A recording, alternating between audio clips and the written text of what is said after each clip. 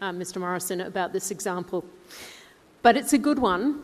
The idea was straightforward: automatically cross-check welfare payments against income tax. Use the data, be efficient, scale it up. It seemed like a data-driven decision-making example that I would have taught, right? And it was. It was a really good idea. The problem was the model had a flaw. The maths was just a bit wrong, and because it was automated, the wrong equations ran at scale. Experienced welfare caseworkers would probably have spotted this in a week if they'd seen it one-to-one with their clients, because they know how their clients actually live, and they would have spotted that there was a mistake somewhere. The knowledge did exist, it just wasn't in the room anymore. The system had replaced the people who held the knowledge. And so the system sent out hundreds of debt notices, hundreds of thousands of debt notices, actually, I should say, to people who didn't owe money, who were told they did, and who had to prove that they didn't. And some fought the system for years, while others gave up and just paid. This actually wasn't a technology failure, and it wasn't a bad idea, but it was a failure of accountability design. When it went wrong, no one could answer for it. Officials pointed to the model, ministers pointed to the process, but the system decided is not accountability.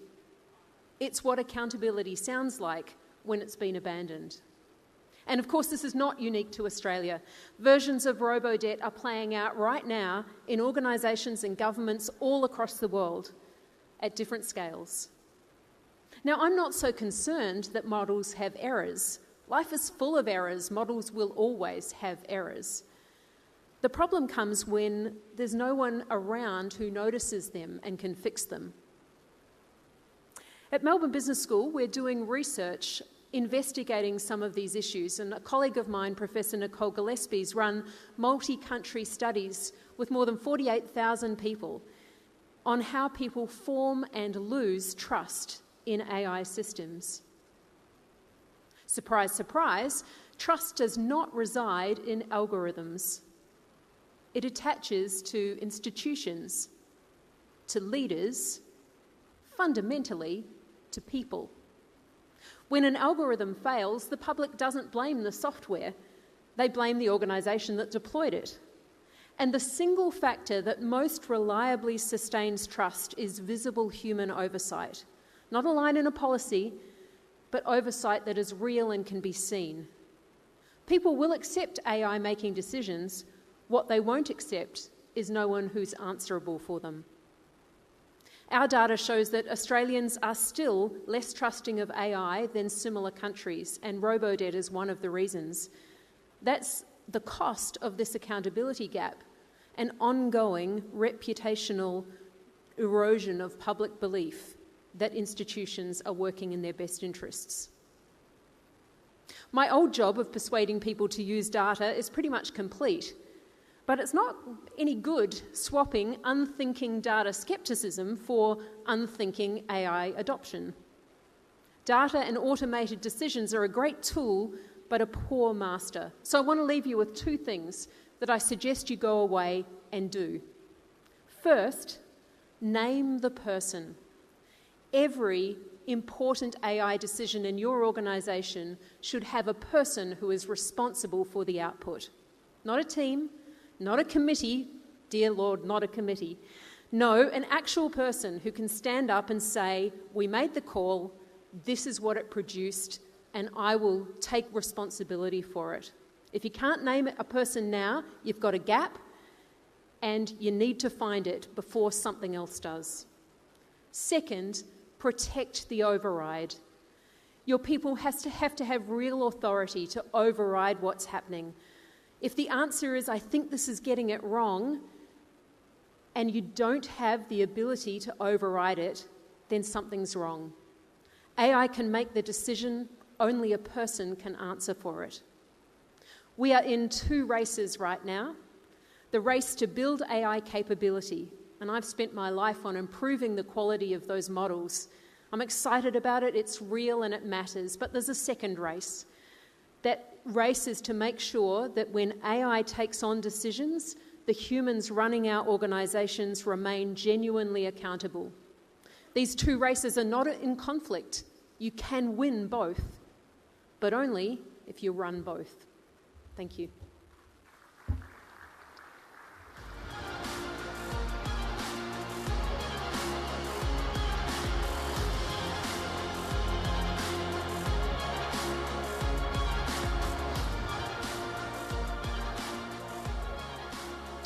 And now it's time to turn to another special panel. Yes, it's time, of course, for some cross-cultural and regional relations talk and a dialogue on this issue of what's coming next for South Asia.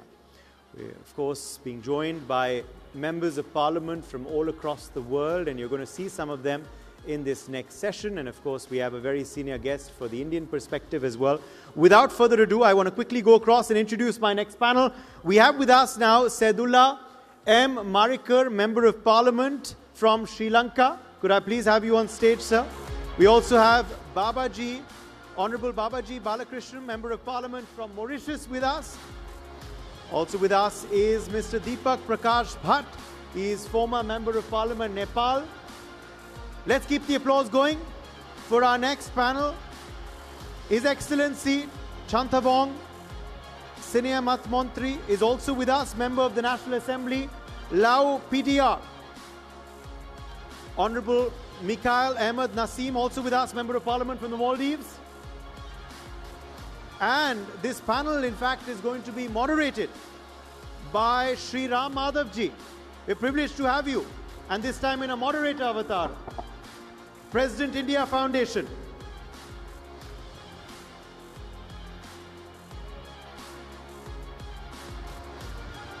It's going to be a very interesting conversation. Sri Madhavji, I hand the floor over to you. Thank you. Friends, welcome to a very interesting session. We have representatives, people's representatives from 5 of our neighbors.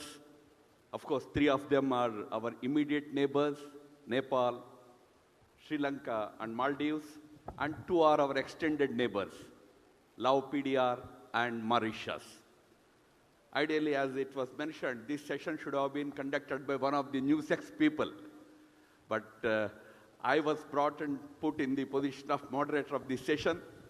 I welcome all our esteemed guests to this session. Friends, we have about, I think, 25-30 minutes time in front of us. We have the clock before us. Friends, we all know that all the 5 countries are very important neighbors for us. India has not just G2G, G2B ties, government to government and government to business or business to business ties. We also have very strong people to people ties. In fact, at least with some of these countries, I can say we are 2 countries and 1 civilization. We are civilizational cousins also. That's the kind of strong bond we enjoy with all our friends who are sitting on the dais today. What I'm going to do is probably with each of you, we will have first round to talk about the relationship between your home country and the host country, India. But today we cannot completely ignore the global scenario. So if time permits, I would also like to have your views on whatever is happening all over the world today. So without me taking more time, let me begin by requesting Mr. Marikar from Sri Lanka. Yes. Sir, what do you think? Are you happy with the state of relations between India and Sri Lanka? We have been very good neighbors, close friends for many, many centuries. What do you think about the current status of relationship? Definitely, when it comes to your topics today, we have personally experienced a regional relationship few years before in 2020. Sri Lanka got the economic collapse, right? Like more than the regional relation, as an elder brother, India only come forward to help us to come out from the economic situation. I remember they more than the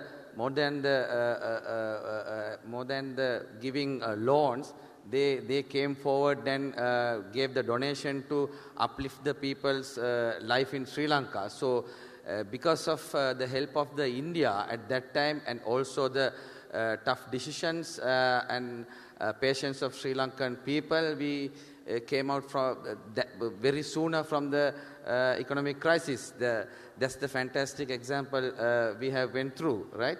So, and also the India and Sri Lanka's relationship is not the diplomatic relationship, it's a historical relationship. Diplomats made the diplomatic relationship, but the history is for over 1,000 years, right? So majority of Sri Lanka are Buddhist, though I am a Muslim, right? So Buddhism coming from the India, right? So with that, the relationship is to another level, and also when the China and India is in between the China and India also, we still manage to have a better relationship with India. Thank you. Friends, I'm really happy that Mr. Saidullah used the word elder brother. India's relations with all its neighbors are not that of big brother. They are of elder brother. We are brothers, and we are there in the sorrows and happiness of our neighbors. We're always there, and with Sri Lanka, we enjoy that very special relationship. By the way, as Honorable MP mentioned, tourism between our two countries is a very big aspect of our relationship. You talked about diplomatic and non-diplomatic relationships. 600, 700,000 tourists are visiting Sri Lanka every year now. We are the largest component of your tourism. Of course, India is contributing the best, the number one tourism in Sri Lanka. Even not only the Friday to Sunday tourists, even the long-term tourists, even some Indian film industries using Sri Lankan location, that also helped to improve the Sri Lankan tourism. Of course, at this with the war in the Middle East, Sri Lankan tourism got affected. I hope India will come forward to help for that also, to uplift the Sri Lanka tourism again, as usual. Thank you. Thank you, Excellency. May I turn to Mr. Balakrishna from Mauritius? Mr. Balakrishna, yes. So glad that we have you here. Friends, when we talk about Mauritius, we generally think that Mauritius is a country with, people of Indian origin. No doubt. I mean, 60% almost are people of Indian origin. Yes, yes. But you have almost 35 to 40% mixed origin Creole people also. Nevertheless, from Africa. African mixed origin and African people also. But India's relationship with Mauritius has never seen any ups and downs. You have many different governments changed, you are a good democracy. How do you see the trajectory of this relationship? We are like the Chote Bharat. That's what we call in Mauritius. We are the Chote Bharat, and India is the Bade Bharat. So let me first thank Mr. Kartiki for this challenge he took at this stage when the world is facing something which is impacting globally. While we are sitting here, we are gathering here, India is uniting, but we are facing division in the East. The East, they are suffering. And here, we are trying to get everyone together to create that unity in diversity. We want to build that relationship together to bring peace to the world. And this is what our elder brother is doing, our Bade Bharat. So let me talk about Mauritius. Mauritius depends a lot upon India. And India has always been here to help. India is always present when we are facing hardship.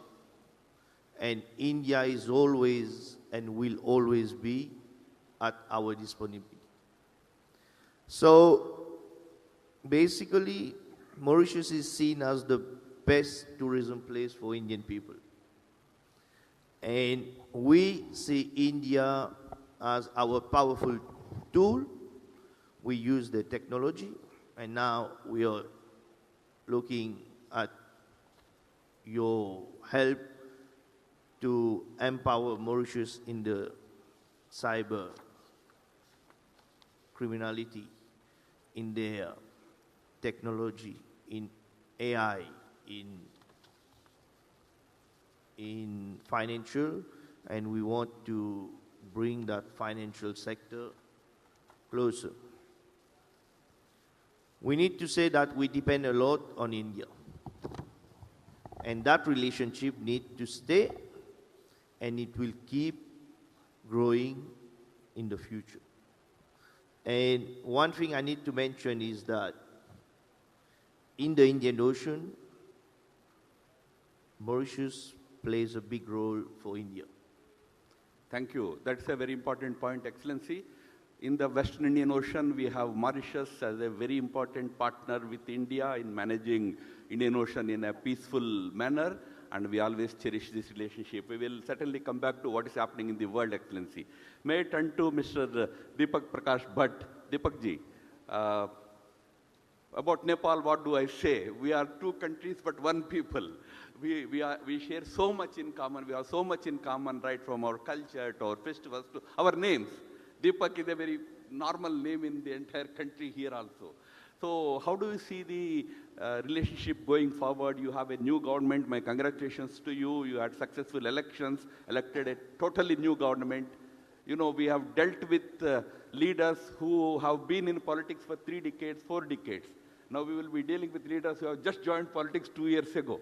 How do you see the prospects for the relationship? Nepal-India relations have been extremely good. We are all weather, all friends, and indeed we have a very close economic cooperation and trade cooperation, and of course the security and all the fields of the nation-state relations.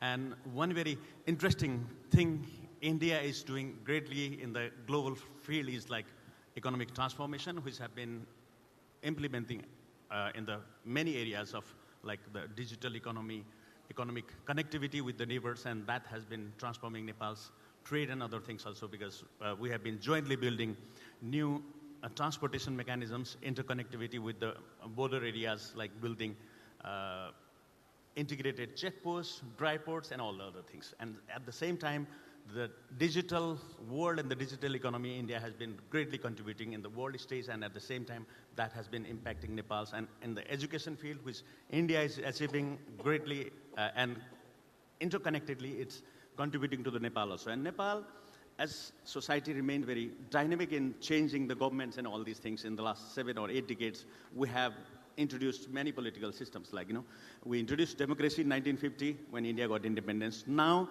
as recently, on the 5th March, we have a new government. We call it the algorithmic democracy. We have seen that the party which formed only 3 or 4 years ago have got 2/3 majority in the parliament. Only 2 seats are lacking. So more than 40% people are under 35 of the age now. So that we are waiting, and we'll wait and see that how they will recalibrate their relations with the new, with the government of India. But in a long run, as I see that, not only from the government to government perspective, but from the people to people, and of course the religious, civilizational, and traditional aspects, we have a large mobility, and that's from the Pashupati to Lumbini and Sarna to all the religious, like the places we have been, visiting or in a traditional way. So I think in the days to come, we will have a very more cordial relation, more balanced relation, and definitely at some point from Indian side and the government of the new government in Nepal will recalibrate the relations in the days to come. I'm sure. Thank you so much. In fact, you have highlighted a very important point that you have seen so much of political instability in Nepal. But it seems that the democracy in Nepal has matured today. You seem to have a government which is likely to be very stable with the kind of majority that they have today. We hope to see this government, between 2008, when you had officially discarded Rajshahi, to today, 2026, you almost have 15, 16 prime ministers. But I think now you will have a good, stable government, and India is looking forward to definitely working with this new government, coming with no baggage, fresh leadership, very dynamic, young leadership. We really look forward, Excellency. Excellency, I turn to you, Mr. Chantharong. I hope I spelled your name correctly. Our Member of Parliament is from Lao PDR, Lao People's Democratic Republic. Not exactly a neighbor with India, but our neighbor's neighbor. It neighbors Myanmar and then, of course, Vietnam. But a landlocked country, but an important country. Excellency, we have not very strong bilateral relations. Your relationship was more with China, with Thailand, other neighbors. But how do you see India in your Lao PDR scheme of things? Thank you very much. My name is Chanthavong. You spelled it correctly. Thank you. I'm from the National Assembly of the Lao PDR.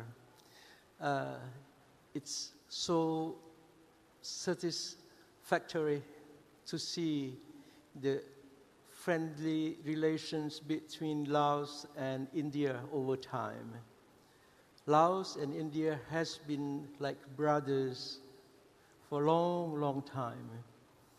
In 1954, the former Prime Minister Nehru visited Laos, and after that, in 1956, our diplomatic relations has been created, and since then, we have known each other more, and we have supported each other in different areas. There are regular exchanges at high level from the president of the country, prime minister level, and minister and other sectoral levels, including people-to-people exchange. And we never have any dispute in our relationship, and we always support India in regional and international arena. Laos is a small country with a population of 7 million, and you said landlocked country. Fortunately, through BRI, now has been connected to the world, passing through ASEAN. ASEAN to Laos and over to China, to India, to Europe, to the world, to our fast train. And I hope in the near future our relation will further expand in more areas, more sectoral areas. Thank you. Thank you, Excellency. You gave a major rail connectivity project from Vientiane to China to a Chinese company. And it is successfully operationalized last year, if I remember correct, or 2 years ago. And you do a lot of trade. We look forward that you give similar project to India from Vientiane to Hanoi or Vientiane to some Vietnamese capital, so that India can also be a big player in your economy. Friends, we have our great friend, Mr. Naseem from Maldives. Excellency, welcome. Thank you for having me. Yes, so again, Maldives and India have been very close friends. We have seen ups and downs. I don't deny that in our relationship. But there is general goodwill, irrespective of regime changes. And today we have a new government for last more than 2 years in your country now. And your president visited India. We have a very good relationship now. How do you see this relationship going forward? Well, Maldives and India have had really close relations for decades, not just bilaterally, but the people-to-people connection had always been there, from Bollywood movies to the food. We have been culturally intertwined for decades. And yes, we have had a very rough patch recently. This was because the then opposition saw it fit in that they could use India and some disinformation related to India to stoke public sentiments against the then government. However, they're now in government, and I am glad that they now realize that, India will always remain the first responder to Maldives in times of crisis. be it the 2003 tsunami, the 2014 water crisis, or the COVID recently. And we have, as you mentioned, we have had Prime Minister Modi recently visit the Maldives, and I do hope that our relations remain as strong as it was before. Thank you. Friends like Mauritius, Maldives is also an important partner for us in the Western Indian Ocean region. Maldives is much closer to India, and mutual cooperation is also very big. I know that a lot of supplies to Maldives come from Kerala, from Kochi and other ports. So we have a great trade dependence, mutual goodwill, mutual cooperation. I hope this relationship will definitely go forward. Friends, we have heard the bilateral part from all our 5 participants. I thought we will have some 10-12 minutes time. I would like to probably trouble them for their views on what is happening in the world today. How do they see it from the perspective of their country? But probably, Mr. Naseem, we will start with you. How do you view whatever is happening in the world, especially the conflicts, right now the Iran conflict, or Gaza, or Ukraine? How does Maldives see it? What role is Maldives wanting to play in this, if at all it is playing any role? I think as an opposition MP, this has been a real concern for me personally. We have had MPs summon cabinet ministers to the parliament to question what the government's vision is and how it's going to tackle the incoming crisis. However, the official stand of the Maldives government has been that, things are going well. However, I think that, as a country heavily dependent on tourism, primarily, the economy has always been dependent on tourism, and we have had multiple cancellations, flight cancellations in recent times, and this is going to be, our economy is going to take a real hit due to this. And I think we need to, as a country, we really need to be prepared, and we also rely on oil, and the oil prices have been skyrocketing the last week, and also all of our imports. We are a country that import almost 90% of our products. So I think that as a country that is highly susceptible to external shocks, we need to be prepared, and I think we need to have a real plan going forward. Thank you. You can always bank on India. I wish you all good. You don't face any major problems, but India is always there with you. Excellency, what do you think about the global scenario? What is the view of Nepal, Nepalese people, government? At the global stage, I think the global order is shifting, almost changing in a new way, but we still have to wait that in which way it will move forward.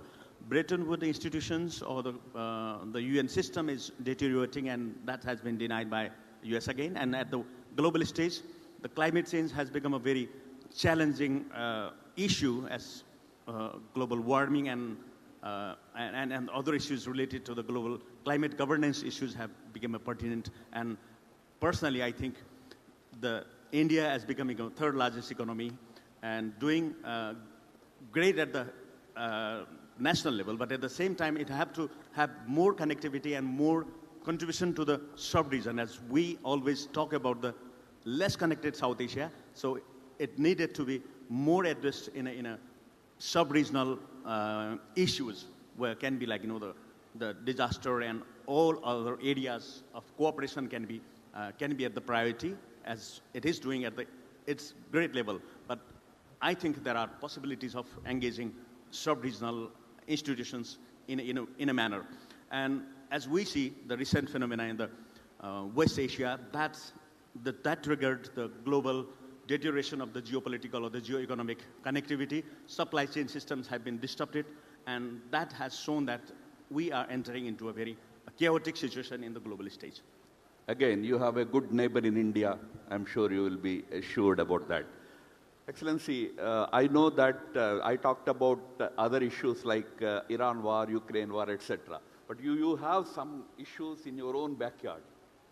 What is happening about your own islands and all that? How do you see this impacting Mauritius security and all that? I know what you're coming from. We got the Diego Garcia, and it is hard for us to face this challenge being a small island. And we rely on India enormously because we know you're the elder brother, you will be supporting us. And especially being relying on the tourism sector, it's very hard for us if things deteriorate in the future. And especially if Emirates not coming, everyone transiting from Dubai to Mauritius. And I think my neighbor Maldives will be the same because we are highly reliable on tourism sector. But we are sure India will be here to give us a support because we are in the Indian Ocean. Thank you. Excellency, you have seen conflict spilling over into your neighborhood. Yeah, with the Iranian war, it has affected to the Sri Lanka's dollar revenue. Basically, there are 4 pillars to Sri Lanka's dollar revenue. One is tourism, one is remittance, one is export, and foreign direct investment. The tea export and the garment export has got affected, and also remittance is getting affected, tourism is getting affected. But we don't need to worry because as our largest trade partner, largest tourism partner, and as cultural partner, our big brother is there for bailout. Thank you. Thank you. Excellency, you are also a member of the ASEAN. Probably you are the only member from ASEAN group of countries. What view does ASEAN take about the current conflict? Laos, as a small country, always follow the foreign policy of peace, respect peace, independence, while promoting collaboration and mutual interest, and always respect other nations in ASEAN, always respect ASEAN rules. So whenever we have some member of ASEAN, like a family, like brothers, have some argument, conflict, we always try to advise them to tackle matters very cautiously through peaceful negotiations and find solutions, best solution for each. Thank you. Thank you, Excellency. Friends, those are the views of our 5 important neighbors. One thing probably you all must have noticed, there is enormous goodwill for India and the relationship between India and the home country. All 5 of our colleagues see that as a very beyond the government relationship, not just a government to government, not just a diplomatic relationship, but beyond that, it is a people-to-people, civilizational, cultural relationship. We in Indian Ocean region, we are all countries which live in the Indian Ocean region. We are like one family, and Indian Ocean region is a natural region, unlike Indo-Pacific, which is a strategic construct. We are all a part of this Indian Ocean, great Indian Ocean region. We are civilizational relatives, cousins, that you have seen in the views of all our panelists today. I thank all of you for your candid views. Before I end, I don't see Karthikey here. Mr. Balkrishnan talked about how Mr. Karthikey tried to create unity here. One very big symbol of unity is that we have a Mauritian representative and a Maldivian representative on the same dais. I don't want to create any issue here, but I'm generally saying today these 2 countries have, of course, between them some issues to be sorted out. But India is always a platform where all of us come together, sit together, and discuss about all issues with an open mind and open heart. I thank all of you. Before you finish, I think Lord Ross will settle the matter. Thank you. Thank you. Thank you, Excellencies. Thank you for your participation. Thank you very much, gentlemen. Ram Madhaji, thank you very much for hosting this conversation for NXT on our behalf this time. Ladies and gentlemen, We have another set of parliamentarians coming to you very, very shortly, but we have a brief interlude with a very special guest who has come not only all the way from the UK, but who's been visiting Gujarat in Vadodara. Lord Bhiku Parekh is with us. Lord Parekh, if I could request you to come and join us on our stage, and I'll call my colleague Uday Pratap Singh to have this conversation. We'll be discussing Gandhian philosophy. Uday, looking forward to having you on stage as my team escorts Lord Parekh onto the stage.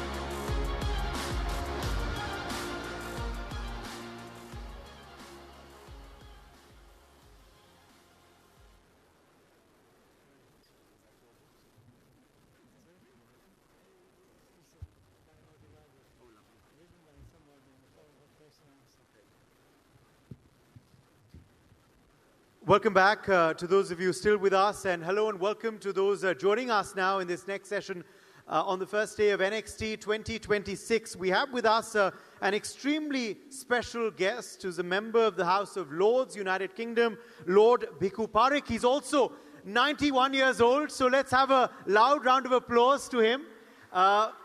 We are getting a lot of energy from you still, sir. Let me begin by just asking you, as our panel theme, of course, is on Gandhian philosophy. How much has the Gandhian philosophy influenced you in your life, in your learnings, and also in the service that you have done as a public representative in the United Kingdom? You, of course, come from the land of Gandhi yourself. You were born in Gujarat, now, of course, in the United Kingdom. How much has Gandhian philosophy influenced you? Well, it's almost like telling your autobiography in public. And I don't think I'm that distinguished or that important. But I would say that Gandhi was peculiar in many ways. Having done my own work, as any ex-colonial would, on the Western political thought for 35 years, I turned to Gandhi just as a matter of interest. And he found myself gripped by him. I was struck by the fact that he was not only a man of thought and action, as is the common practice, but the man for whom thought was action and action was thought. That he couldn't think about anything without wanting to put it into practice. If an idea came to him, his first question was, is it something worth putting into practice? And if it is it going to be of any benefit to mankind? If it is, right, we can proceed with it. Likewise, with the action he is contemplating, it provokes a series of thoughts, and he would theorize about them, whether he was fasting or doing any other things. So here was a man who was at once a man of both thought and action, and I was particularly intrigued by the way in which he combined his thought and his action, and in a very complicated kind of way. So that's how the Gandhi book emerged. Let me also ask you a bit about, how you are carrying on that philosophy into action on ground there. You're, of course, the Vice President, I think, of the Gandhi Foundation there in the United Kingdom. You're also associated with other trusts and foundations as well.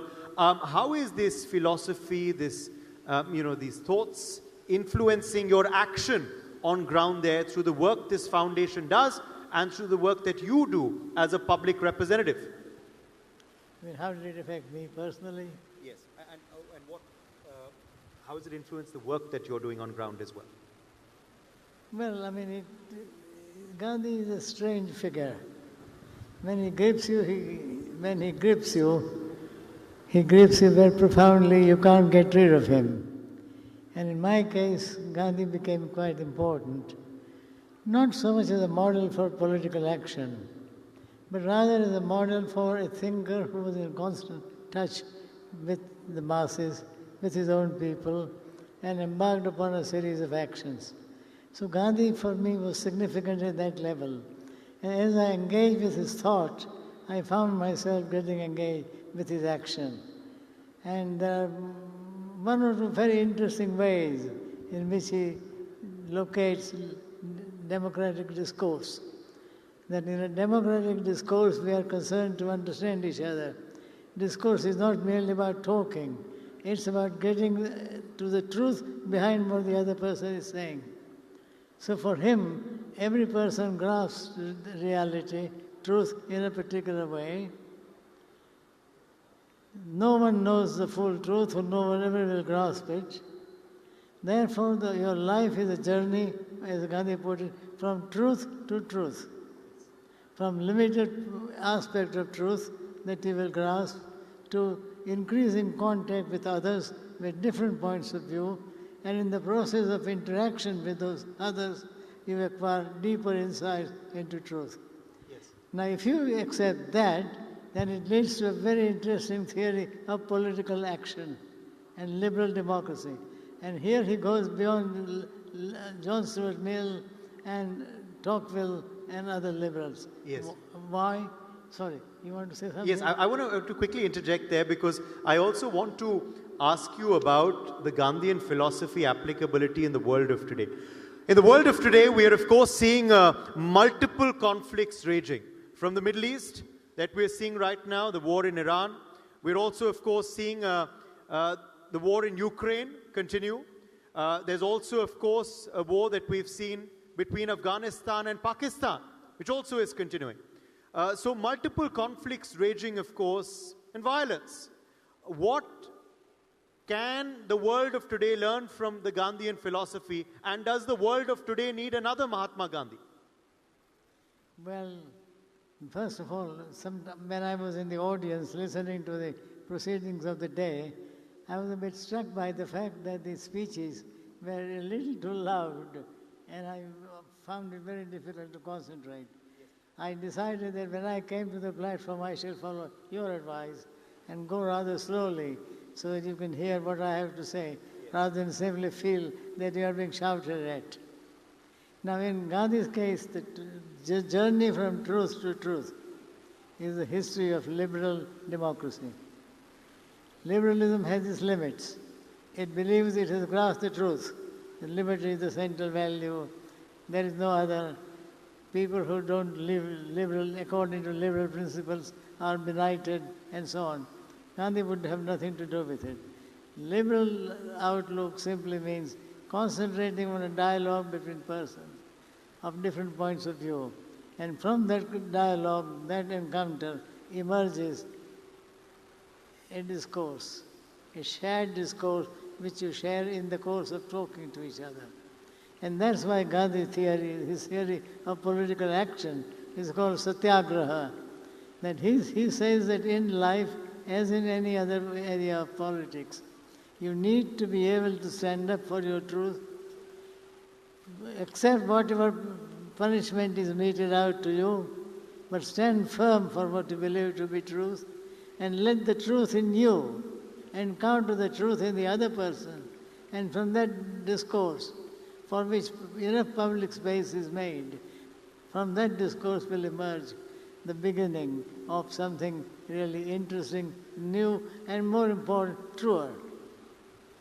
You've stood for multiculturalism throughout your life. In fact, it's often referred to as the Parekh model as well of multiculturalism. You're one of the most respected theorists as well in cultural diversity, and your writings, of course, and views are much celebrated and even inspirational today for thinkers and students.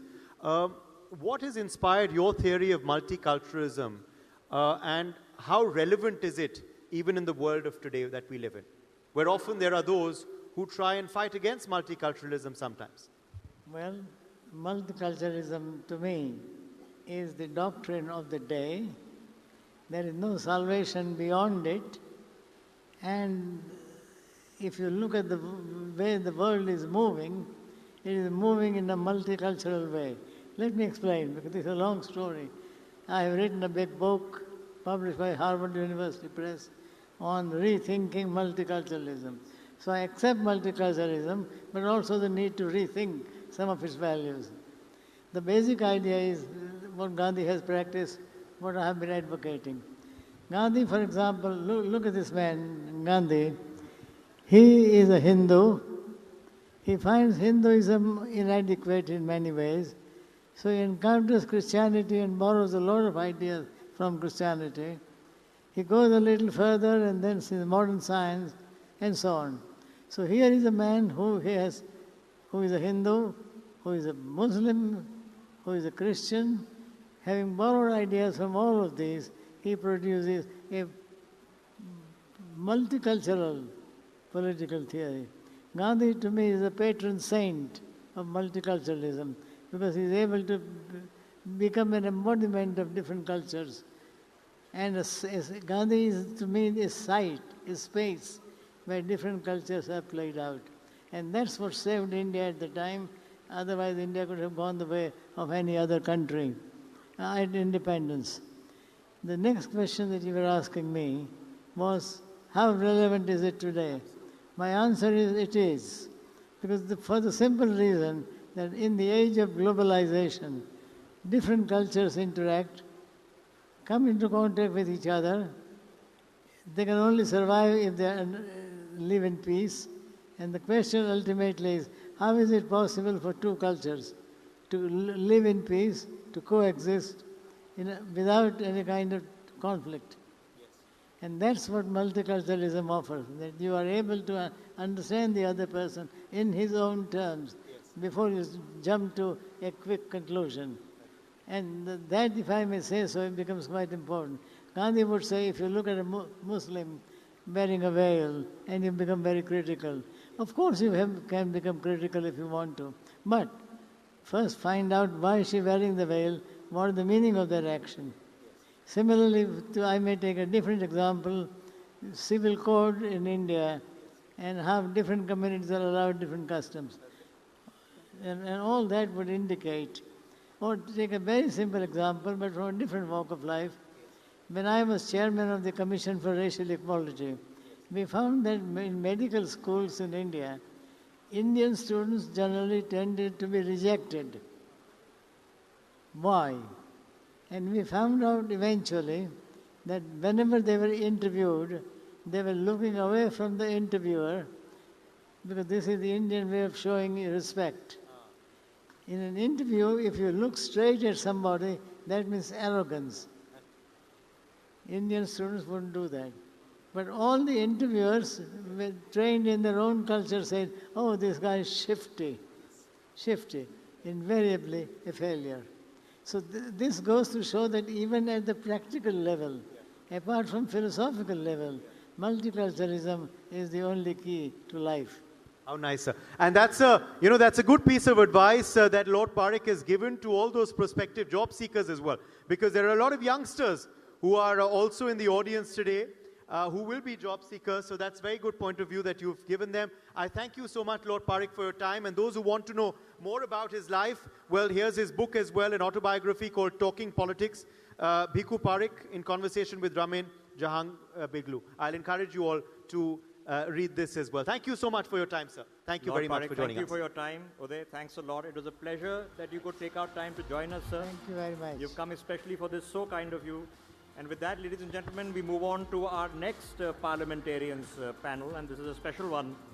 Let me invite on stage Mr. Andrei Korebenik from Estonia, Mr. Timo Haraka from Finland, Lord Ross Kempsell from the United Kingdom, the Honorable Sanjay Pereira from Sri Lanka, and our very own Member of Parliament in the Lok Sabha, Mr. Tejasvi Surya. Could we have you all on stage? My colleague and Senior Executive Editor of NewsX, Megha Sharma, will be moderating this session.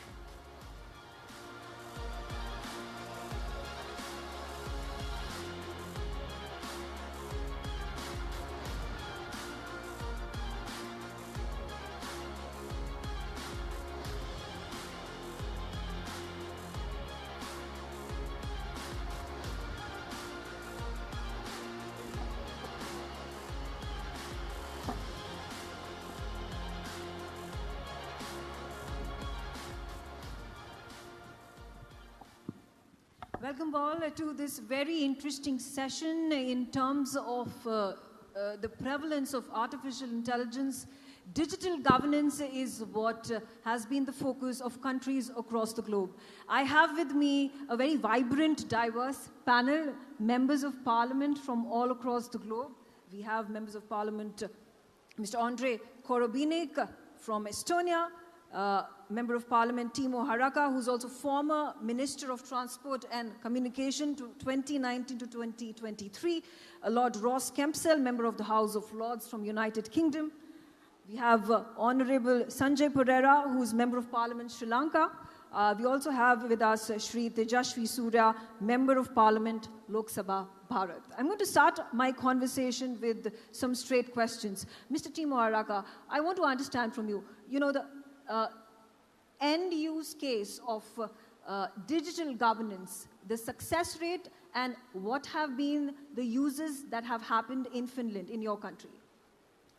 Well, thank you for having me here. It's a great pleasure and privilege. We have the honor of being very successful in ratings and comparisons in the European stage, so we've consistently being voted as the most advanced digital society. So I would say that digital first is a principle that is the most successful and most important in e-governance, meaning that by default people and citizens will interact with the government digitally. But there must always be an option of not doing so if there's some accessibility issues. But yes, you will have to go headlong to the deep end of digitalization. Absolutely. Lord Kempsell, coming to you, again the same question. In your country, what has been the success rate of digital governance? If you could give me examples specifically of how it has been rolled out. We have a large number of programs in the UK working on the improvement of digital government and e-services. A big part of that is the gov.uk program, which has recently been moving all of the ways in which citizens log in to government services to a single login, which has been a helpful development.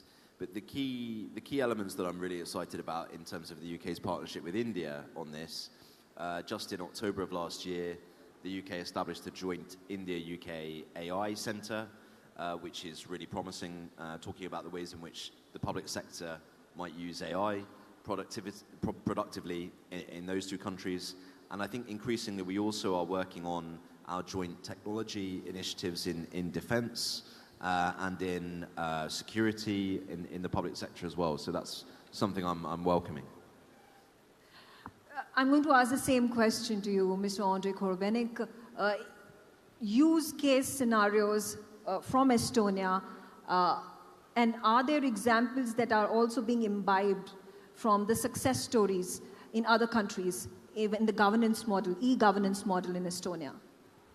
Yeah, sure. So for Estonia, we actually started a long time ago. We have basically all the government services online. We have a tax department for 25 years. You can file your taxes in, 1 minute. You just press the button and all the data gets there.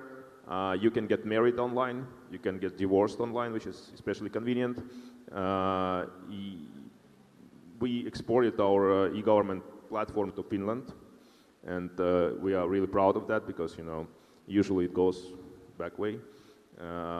And we have online elections, so about half of people vote online and half go to the actual elections. And our challenge currently is to use AI more efficiently because AI can provide proactive solutions. So instead of doing your business online, you can be notified about your health risks, for instance, about your opportunities of doing business, and so on and so on. So this is what is our next challenge. But this traditional e-government is quite successful in Estonia. The same question to you, Mr. Pereira. In Sri Lanka, the success rate of digital governance? Actually, becoming a e-state is a more important thing. That change has to be happen. In Sri Lanka concern, of course, we have digital centralized, and we have connected all the institutions connected to the government, all the institutions. And actually, we have government sector, of course, services for the citizens, and the payments, of course, we have digitalized at the moment. But anyway, there are more institutions has to be connected to the digital system. The other hand, of course, now by doing that, of course, our people have better service and efficiency, and past service also, that advantage is there. So as far as when compared to other countries, we have achieved about 40%. But the problem is our urban area population is only 30 to 40%, but the majority are in village area. But the digital technology, the rural area for people, the citizens are not much used to that. So therefore, what we have introduced, only 30% are benefiting on that. That is the current situation in Sri Lanka. Shri Tejasvi Surya, we've heard the digital success stories from all these countries. But if you could again highlight, when we talk about e-Shram, when we talk about direct benefit transfers, this has all been enabled very successfully in India through digital governance. If you could shed more light into this for our international audience. Yes, thank you so much for having me here. And I think India has been a global case study in how digital public infrastructure can be deployed at population scale to enable better delivery of services, improve quality of life of citizens, and also, most importantly, increase the efficiency in governance delivery. One example is the one that you mentioned about direct benefit transfer. The government of India has traditionally been supporting large sections of a population with subsidies. And these subsidies, because of lack of digital public infrastructure earlier, were leading to a lot of leakage. Since we introduced the Jan Dhan Aadhaar mobile, that is, the Aadhaar ID, digital ID, and the mobile seeding and the bank seeding together, we have transmitted close to 45 lakh crore rupees to citizens in their bank accounts directly, and close to 4.5 lakh rupees has been saved, which would otherwise have gotten leaked. This is one example. Next example is how at population scale, India used the same digital public infrastructure, which is open and interoperable platform, to vaccinate the largest population in the world in the smallest possible time. So using the CoWIN platform, the country vaccinated 1 billion people in a record 45-50 days in 2 doses, and all of this was done so seamlessly. The third thing that India has done extremely well is the ease of life of citizens. For example, if you were to take an Uber from here to the airport, from booking your Uber to paying the Uber driver to entering the airport with your digital DigiYatra pass, to your bank transactions that enable all of this to happen, all of this done in the same open and interoperable platform, which is directly increasing the quality of life of citizens. In the same way, what we have also done is build digital solutions for saving a lot of the IDs, like your passports, your driving license, all of this in the same platform called DigiLocker, which today millions of Indians are using. And this is again an indication of how India has transformed or progressed from a paper-based governance platform to a platform-based governance platform in the last 10 years. I think there are some of the most fantastic examples in India being the most populous nation.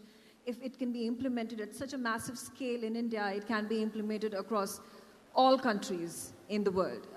Again, coming back to you, Mr. Haraka, is your country also studying global successful models like the one that Tejashwi Surya just mentioned when we talk about, direct benefit transfers that are being made, or passports that are now digital, or we talk about licenses that are digital, and some really great examples that have been given by Andre Korobenik, that you can marry online, you can divorce online, you can even vote online.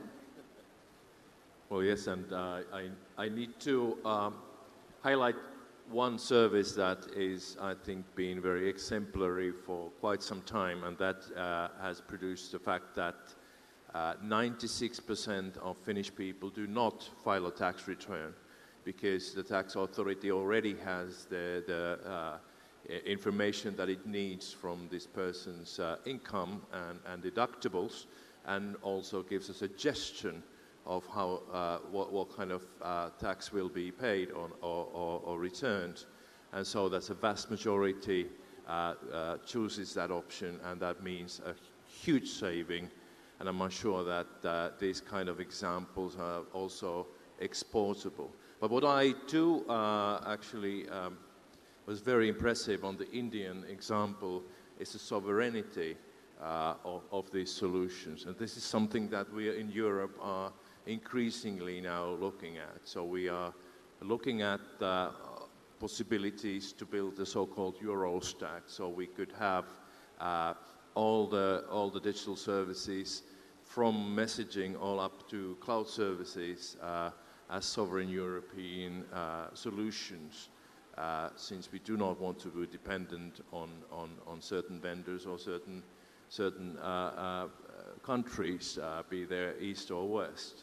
And I think this is hugely impressive in the Indian solution, that you could manage on such a scale, on such a sovereign solution. And I think it's an inspiration for all of us. Lord Kempsell, again, in United Kingdom, what are the big challenges you think in being able to successfully implement e-governance? I think the biggest challenge is public sector efficiency. So making sure that when the public sector decides to take on an e-government program, it does it in the most efficient way, which means good value for money. So spending money wisely on the infrastructure and the digital IT infrastructure that you need to roll it out. There's no shortage of opportunity in terms of the enthusiasm of the population. Citizens want to access e-services, and I think we do look to some of the European partners, Finland, Estonia and others preeminently, who have really implemented these technologies successfully. Another challenge in the UK is that it does have a bigger population, and it has a population with different demographics. So there are different levels of ability to access services in the UK compared to some other countries. But adoption is increasing, and I think there's also a factor with AI becoming more and more known, becoming more familiar in businesses, in trade, in everyday life, that the AI boom is also going to shift people into a new way of using e-government services. So we can all imagine a world not too far from now where with a single AI portal, a citizen would be able to access services through a chat bot and be able to be navigating government services in that way. I'll come to you, Andre Korobenik, once again. Do you think smaller countries like Finland and Estonia, where population is small, it is an advantage in the sense that it's easier to roll out these governance models? Well, I personally think it's a huge disadvantage because it's not like much more expensive to build a system for a country like India. Of course, scaling up is a challenge, but the cost is not growing like proportionally, and I think those countries have a huge advantage at this point. For countries like Finland or Estonia. I think it's a good chance to become some sort of like a test bed, especially within the European Union, which is extremely highly regulated. It's really difficult actually to do innovation in the European Union nowadays. I'm not sure if that's easier for UK. You know, you got away, but Europe has challenges, and making such small countries as a platform for testing new solutions with a bit, you know, easier regulation would be a good way. In India, I think it can be done maybe on like states level, but in Europe, countries have this chance. But otherwise, I think one advantage for a small country is that it's more unified. So if there is a common belief that a service would be useful, for example, e-elections are a controversial thing. Not everyone, you know, believes in that. Or, for example, an essential factor for a successful e-government solution is unified some sort of ID, which is a huge issue for countries like Germany, for example, that don't want, you know, to be like identified by one specific number. But for Estonia or Finland, it's easier because people, when there is not a lot of people, it's easier, you know, to sell such ideas to a smaller amount of population. Absolutely. In Sri Lanka, again, how are government e-governance models setting example for other countries to follow, and what is it that the government is imbibing from the rest of the world, and especially your neighbor, India? When compared to other countries, of course, we are not up to the other countries' level. For example, Estonia, I think they are in success of 90%. So our major problem, major challenges is there's a big gap about the knowledge, technology knowledge in our society. So actually we have to find a solution for that. Already the government has started in order to get the knowledge from the school students level. So we have introduced the IT subject to the curriculum. So in time to come, another 5 or 10 years time, I think we can come up to the international level. That is our hope. Thank you. Tejashwi Surya, a quick question with regards to, you know, all the examples that have been given by all these members of parliament from all the countries, whether in Europe or in the subcontinent. Talking about ease of living is something that is the end goal. Do you think India still has challenges to overcome? Well, see, ease of living is a concept that you do not achieve in one go. I mean, it is a process in continuum. You have achieved a certain degree of ease of living and quality of life for your citizens, and tomorrow there is another degree that you can always aspire for. One example I would like to give at this point is how the UPI transactions have been a game changer in so far as financial transactions for 1 billion people. I still remember when we were in school, sending money orders, going to a post office or a bank and drawing a money order, and then you would get it the next day. It was a hassle. Today you can send it as easily as you send an SMS or a WhatsApp message. And India today is the world leader when it comes to UPI transactions. We do 725 million transactions per day. And this is across our challenging and diverse demography, both in terms of our geographical diversity as well as the socio-economic diversity that we have in the country. So I think the aspiration of increasing the ease of living of our citizens, better quality of life for our citizens is a constant everyday exercise. We keep achieving newer peaks and climbing newer heights every day. So there's no summit as such to this endeavor. I think it has been a fantastic insightful session with all of you. We talk about digital governance, artificial intelligence. That's the future where the world is heading towards, and you all are working in the right direction and doing very important work in building a consensus when it comes to digital governance and bringing people closer, bringing people ease of living is something that is the focus, and it's been a fantastic session. Like I said, a huge round of applause for our legislators. Thank you very much. Thank you.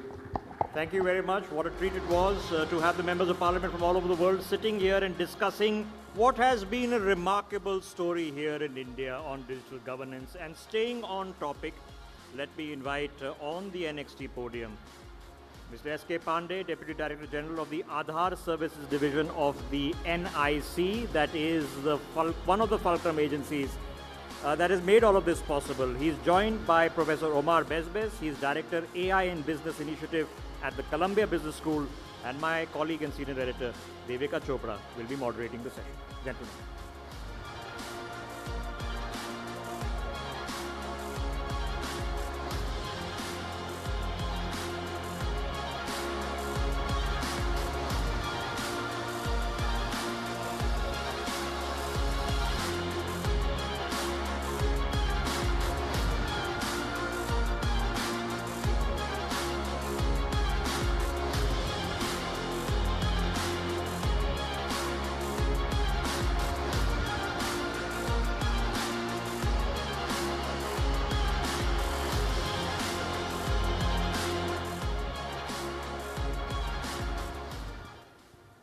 A very good afternoon to everyone. It's my pleasure to be moderating this very interesting session with Professor Omar Bezbez, who's the Director of AI and Business Initiative at Columbia Business School. And in conversation with him is Mr. S.K. Pandey, who's the Deputy DG of Aadhaar Services Division, NIC. Firstly, sir, welcome to NXT. Professor Bezbez, we've had the pleasure of hearing you in the morning as well. Thank you to both of you for joining us. And we were just having a discussion with parliamentarians on digital governance. But here are two individuals who actually work on the technology, on the policy, and on explaining to government what really needs to be done. So a very important conversation. Let me begin with Mr. S.K. Pandey. Mr. Pandey, when we talk about Aadhaar as a concept, sir, over 1.4 billion Aadhaar cards issued in India, is that correct? That's a Herculean task. That's a gigantic number. What does this milestone truly indicate as far as digital governance is concerned? Actually, in India, we are having a 12-digit number, Aadhaar card, and it is started way back in 2008. But in India, what is there, that Aadhaar is the digital identity of a person. I mean, that all your biometric, your face ID, and as well as your address, it is basically represented by this 12-digit number. So what is there, actually, just in my previous session, it was already discussed that how the digital infrastructure is being created and it is in progress in India. So Aadhaar is basically one of the major milestones to deliver the services. For example, I'm giving you one example. I'm looking after the Aadhaar system division. So previously there was, as you are aware, many government servants have been retired, and they have to give a life certificate annually so that they can get their benefit, their pensions regularly in their account. So previously what was there, people has to personally visit a bank branch or their pension disbursing authority to submit that life certificate. Obviously they are old, and India is a big country, and there are many unreachable places. People are living, someone is living, they are basically from a remote area, but right now they are living in Delhi. So obviously they will have to go to their native place. So recently it has changed. We have all that now. You have to submit your Aadhaar number, and it using the face auth, it automatically identifies whether you are the same person, or you can give your life certificate using biometric. The transfer directly transferred to your pension disbursing authority, and you need not to visit any bank, you need not to visit any pension disbursing authority, and it automatically, no need to stand in queue. And obviously, because previously it was manual process, now it is completely digitalized. So using this type of service, this type of system, we can deliver the government services to the citizen easily. And that's where the intersection of social justice comes, Professor Bezbez, as far as digital governance is concerned, because more than just technology, we do want to ensure that digital governance and everything under that reaches the last mile. And India is a fantastic example of how that works. I just want to quickly get in your thoughts as well. When we talk about certain specific models of digital governance, what really stands out to you? So indeed, I mean, one thing that the question that one wants to ask themselves is, what does digital governance allow to do that we couldn't do before? And indeed, this was a great example, but then we can go the next step. How can this help in terms of financial inclusion? How can we help people get loans that they wouldn't be able to get otherwise? And that's the power, in some sense, of digital governance.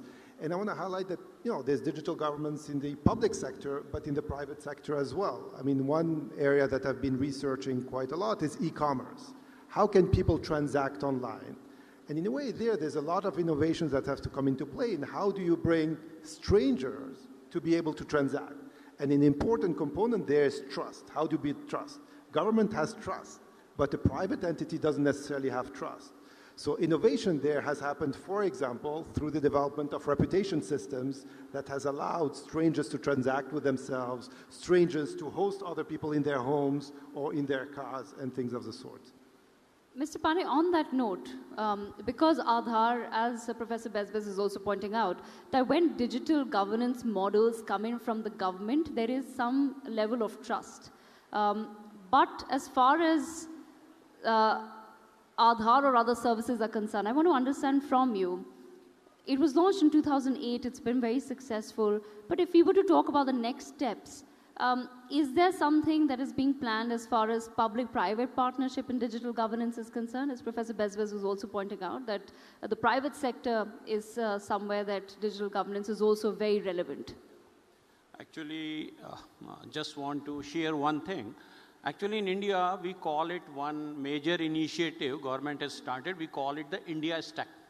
I mean, in case I want to deliver anything to the citizen or anything to the business, all that I need identity, I need a payment channel, I need a document. So India Stack is basically an open API, open platform. You can use Aadhaar with UPI. UPI is basically a payment delivery system of India. You can use Aadhaar with API, so obviously you can deliver financial service to any citizen. You can use Aadhaar with DigiLocker. Yes. You can go ahead with the Digi Yatra type of app. And in airport, you can move out directly without any showing any document. And in case, suppose you want to submit an application to a government, like a scholarship application, whatever it is, you submit your Aadhaar, because Aadhaar is again biometrically identified, and get the data from the DigiLocker. And you need not to submit a physical form, and directly it's an electronic form, and you can submit the free using any online system.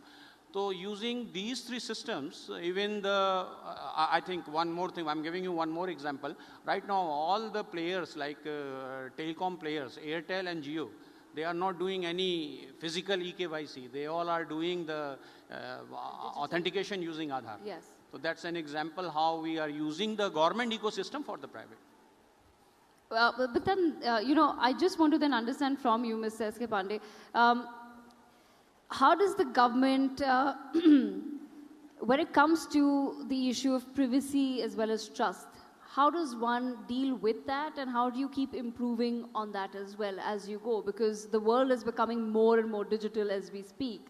And with that do arise some concerns over privacy, over data hacking, There's always, conversations about social security numbers or other such digits getting leaked or hacked. How does one then keep themselves prepared for this? As far as Aadhaar is concerned, it's a completely secured system. Actually, one more thing, actually, when we are dealing with the Aadhaar, so we are not storing any biometric detail in any device. Right. Actually, the Aadhaar repository is very strong, and Aadhaar is having their own data center with all type of security measure. No one can hack the biometric detail. And even though, in case someone want to do the interaction with Aadhaar, all the information are encrypted. They are traveling in a secured network, digital infrastructure network, and all the information are completely, you can say it's highly encrypted, and even the, that we call in a technical term, HSM machines, they are well in place, and I think hacking of biometric data is almost impossible in this ecosystem. It's a complete robust ecosystem, and end-to-end security is being ensured by all the entities. All right, Professor Besbes, I want your thoughts on this as well, because you work more from a policy point of view as well. What does your research indicate? And if you were to advise governments, because like I said, the world is becoming more digital, and we rely so much so that I today do not carry any cash.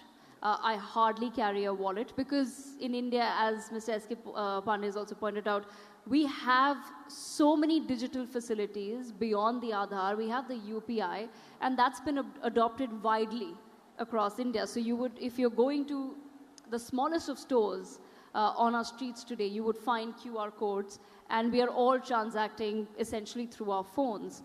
But with that, of course, comes certain concerns, like I said, over hacking. The world is becoming digitally advanced, but at the same time a little dangerous as well. So if you were to advise, what is it that we need to focus on next? I think a big question indeed is what's next, and the next layer of digital governance will not be about information flows, but it will be about AI agents. Now you may have an agent that takes decisions on your behalf, that goes and shop on your behalf. How do we ensure that the right authentication happens? You might have your agent communicating with someone else's agents to lead to transactions. How do we make sure that these transactions are secure? Because these agents are going to introduce another layer of risk from the perspective of the platforms and potentially of the government. So the question is, how do you prepare for this new governance layer when it's not anymore individuals who interact with each other, but rather agents that interact on behalf of individuals? That's a very excellent point. Mr. Pandey, I want to understand then from your perspective, when we talk about the integration of AI into the world, your thoughts on the same. How is the government preparing on how to deal with AI agents coming up? And is AI being used towards creating certain newer forms of digital governance as well? Is there any sort of AI integration that's taking place? Yeah, there are many applications where government is using AI. It's like you can say in India, almost all the portals, I'm giving you an example. I think you must have the word the Bhashani. Yes, Bhashani AI. Yeah, Bhashani. Yes. It's a Government of India initiative. Actually, rather than LLM models, it focuses mostly in the Indian context.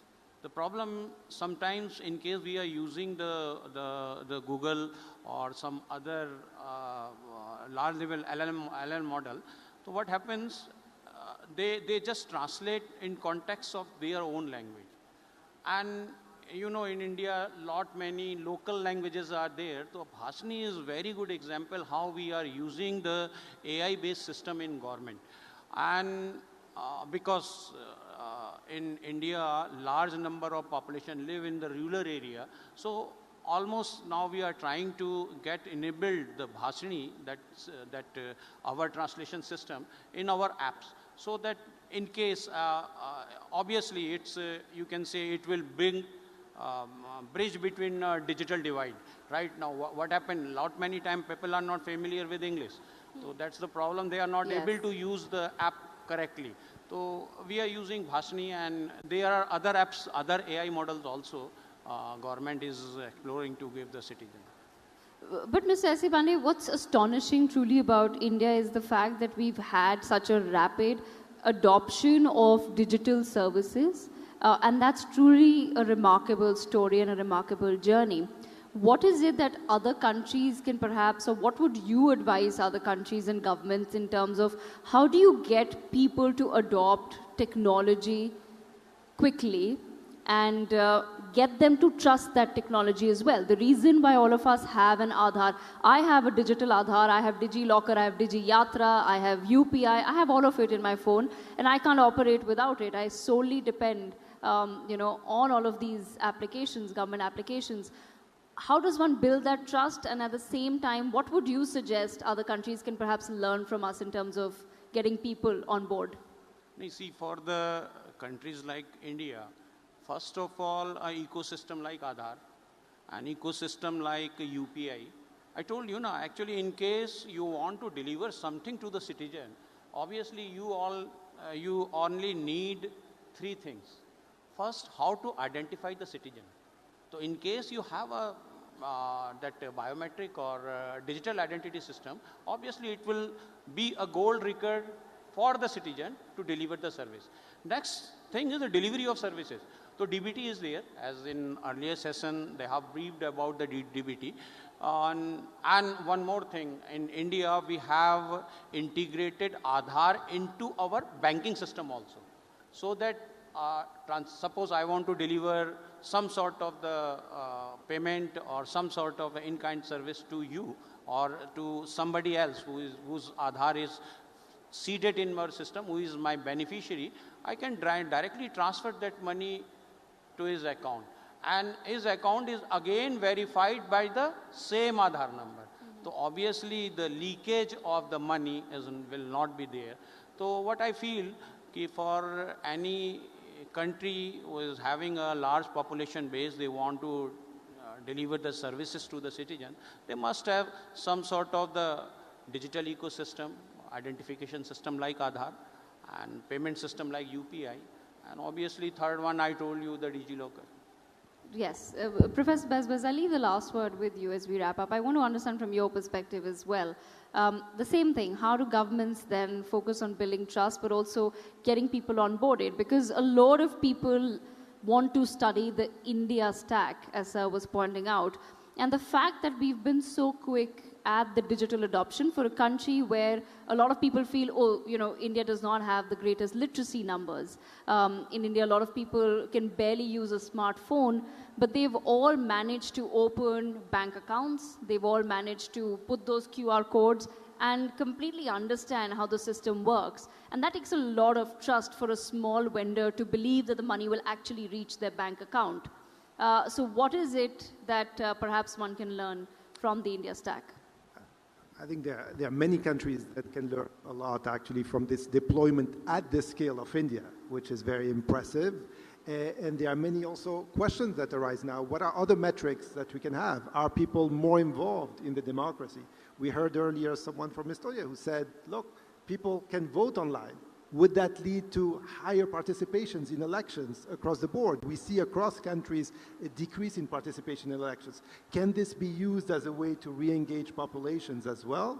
So I think the combination of learning how one can do that at scale, but also what are other possibilities where one can leverage such systems. And I think there's a lot of exciting possibilities for many countries. And in a way, even in the US, we don't have such a digital system at scale. And there's a lot that one can learn there as well. That's true, because, as you mentioned, in the US, even in Europe, when we go to travel, we still do rely on our cards. And as I was telling you, none of us, I don't think most of us in the room carry wallets anymore. So that's the digital revolution that's taking place in India. But thank you so much, Professor Omar Bezbez. One more thing, yes. Actually, just answer one more thing.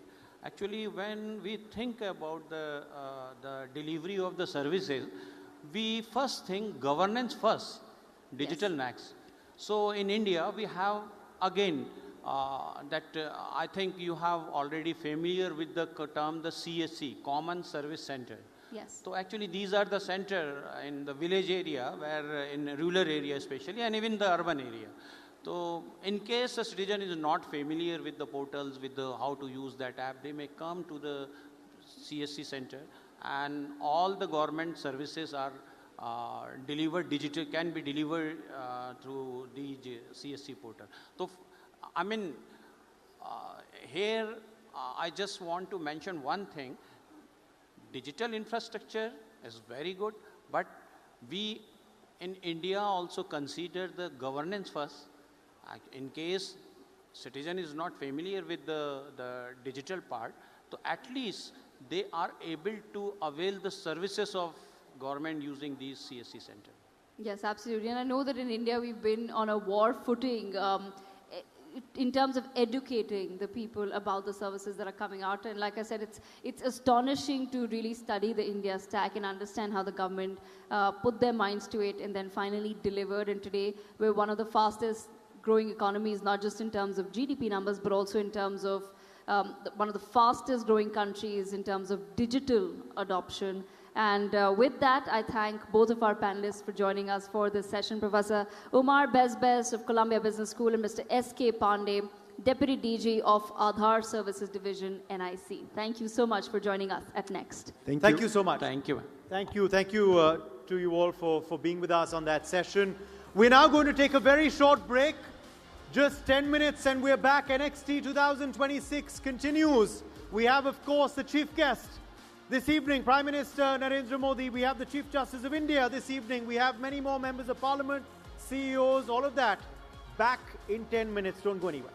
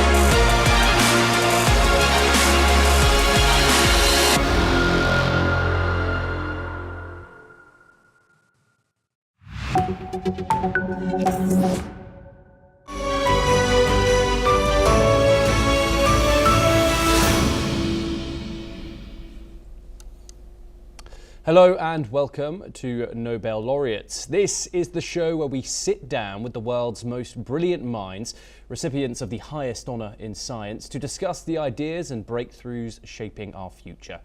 Today we are honoured to welcome one of the pioneers of molecular nanotechnology, Nobel laureate Professor Ben Feringa.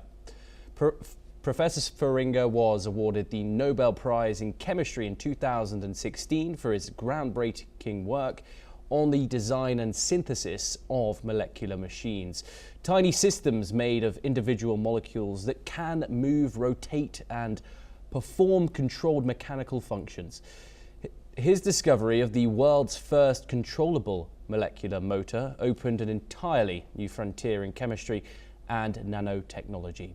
As a professor at the University of Groningen in the Netherlands, his research continues to explore how molecules can be engineered to perform tasks, potentially transforming technology, energy systems, and medicine. Tonight we discuss what some are calling the age of molecular machines and how chemistry at the smallest scale could reshape the future of human technology. Professor Feringa, thank you very much for joining us here on the broadcast. It's a pleasure to have you. My pleasure. Great. Let's get straight into this. Sure. For centuries, chemistry has largely focused on understanding molecules and controlling reactions between them. Your Nobel Prize-winning work showed that molecules can actually be designed to move and function like tiny machines. Are we now entering an era where chemists are no longer just studying molecules, but engineering machines at the molecular level? And how revolutionary is this shift for science and technology? It's wonderful that you asked this question. You know, when you look at your own body, when you look at a living animal or so, you know, it is full of motion. Yes? So we should realize that a piece of plastic, or materials that you see around you, they don't move. But your body can move, it can adapt, it can respond. It has dynamic functions. And I think to bring this motion to materials, to all kinds of science, is indeed a new frontier. And with our design of molecular machines, what we try to do is to bring in these tiny machines to bring motion to otherwise inert materials. And in further depth, the molecular motors that your team developed operate at a scale millions of times smaller than a grain of sand, yet they can rotate, switch states, as you said, and perform controlled movements. Scientists have suggested that such systems could one day enable targeted drug delivery, nanoscale manufacturing, or self-assembling materials. How realistic are these possibilities today? Of course. I'm really happy that you asked this question. Of course, it's very fundamental science at the moment at the universities and the research institutes. But indeed, to make things responsive and adaptive, to induce motion, means that you can control all kinds of functions. Like, for instance, assembly, you know, like happens in your body. Due to this motion, things can assemble and disassemble. Of course, the robustness is very important, you know, that's a big challenge, you know, to make it robust and that it doesn't fall apart. And of course you have to power it, because if you don't put energy in there, you cannot make things move or adapt or whatever. Think about your car, but also think about your own body. If you don't eat, you don't get energy, your cells cannot grow or multiply or do all these different functions. Your muscle cannot work.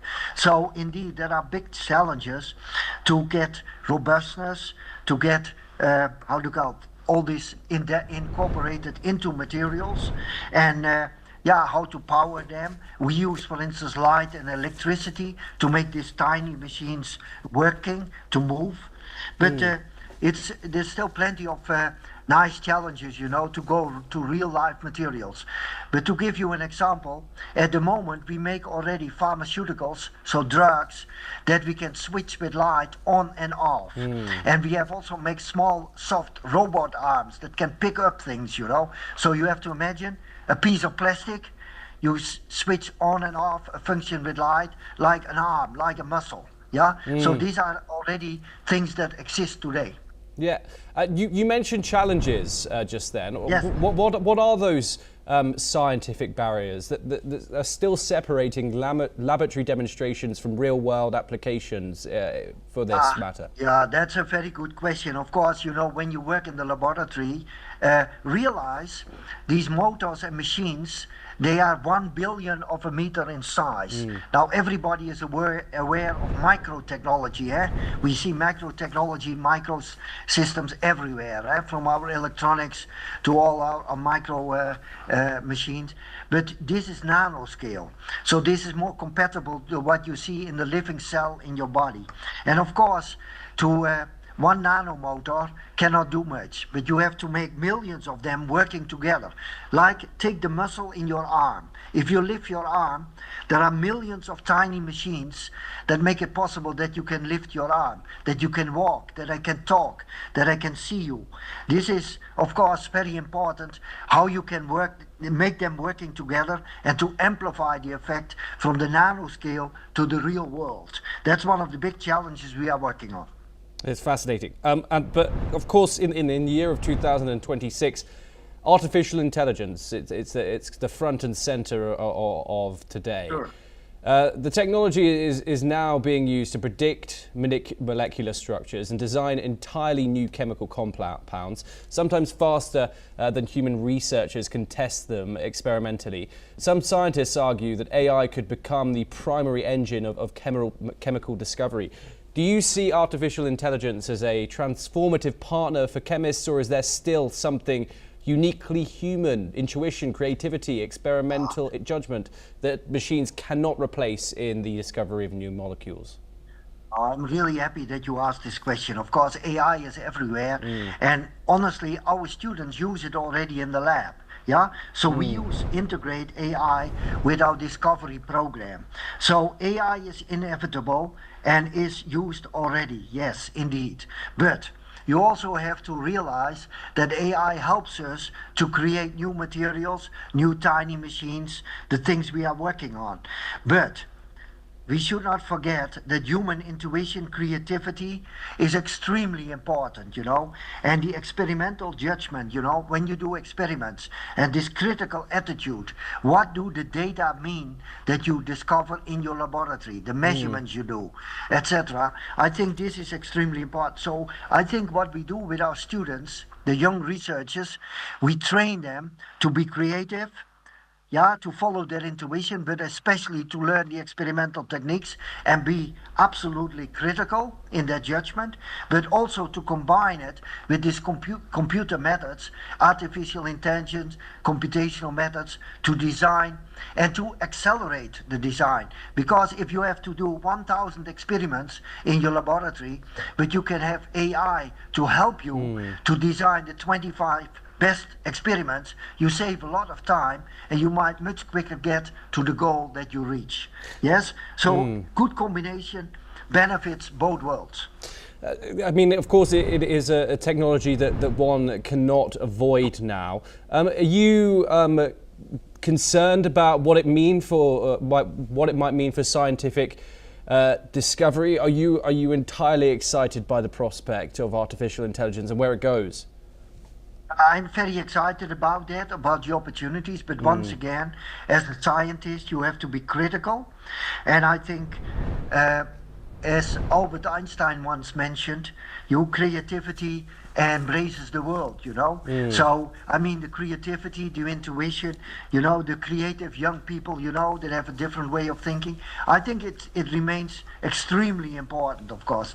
If you feed a computer program with a lot of data, AI can help you a lot to select, to do, make maybe discoveries more quicker, etc. But once again, I cannot emphasize enough how important it is, the human factor. Professor, do stay with us. As another rapidly emerging frontier is synthetic biology, where scientists design microbes that can produce medicines, fuels, advanced materials. In effect, living cells are becoming chemical factories as chemistry increasingly overlaps with biology and engineering. Are we moving towards a future where living systems themselves become programmable chemical technologies, and what scientific or ethical boundaries should guide that transition? Yeah, this is really an important aspect, you know, because this is already ongoing. You see this with the genomics, you know, the cell adaptation, synthetic cells, etc. And of course, we make machineries, synthetic machinery, that is common to cells, like your muscles, you know, or things that adapt. Yeah, the question is, how far do we want to go? And we had this discussion already with the worldwide genome projects, you know, where you modify your DNA, you do genomics, etc. Of course, this discipline, this interface, I think it will disappear. So we will integrate artificial system, together with natural system. And of course, when you get an artificial hip or you get an artificial knee, nobody is complaining, because it helps us. But in the future, we will do more of this kind of nano engineering, where you might modify maybe some defect cells or whatever, and you introduce some of these functions. If it can help you when you are old to memorize, or it can help you with your body functions, why not? But of course, I am at the university, and we should train our students to think about that, and we should also have these ethical discussions. I think before we introduce it to society, we should have these ethical discussions with all the stakeholders, and particularly the universities are the place to have this kind of discussions. What do we want and what do we don't want? Yes? Yes. That's really important. So all these ethical aspects about future prospects for technology, for innovation, that is very important. And Professor, of course, moving now on to another ethical landmine. Chemistry has been central to modern industrial development, but it has also contributed to major environmental challenges, from plastic pollution to greenhouse gas emissions. At the same time, chemists are developing technologies such as carbon capture, green catalysts, and sustainable materials. In your view, can chemistry realistically help solve the climate crisis it partly helped create, or are technology fixing alone unlikely to address the scale of environmental challenges? Yeah, I think this is a really big challenge for all of us, because chemistry, material science has been extremely successful.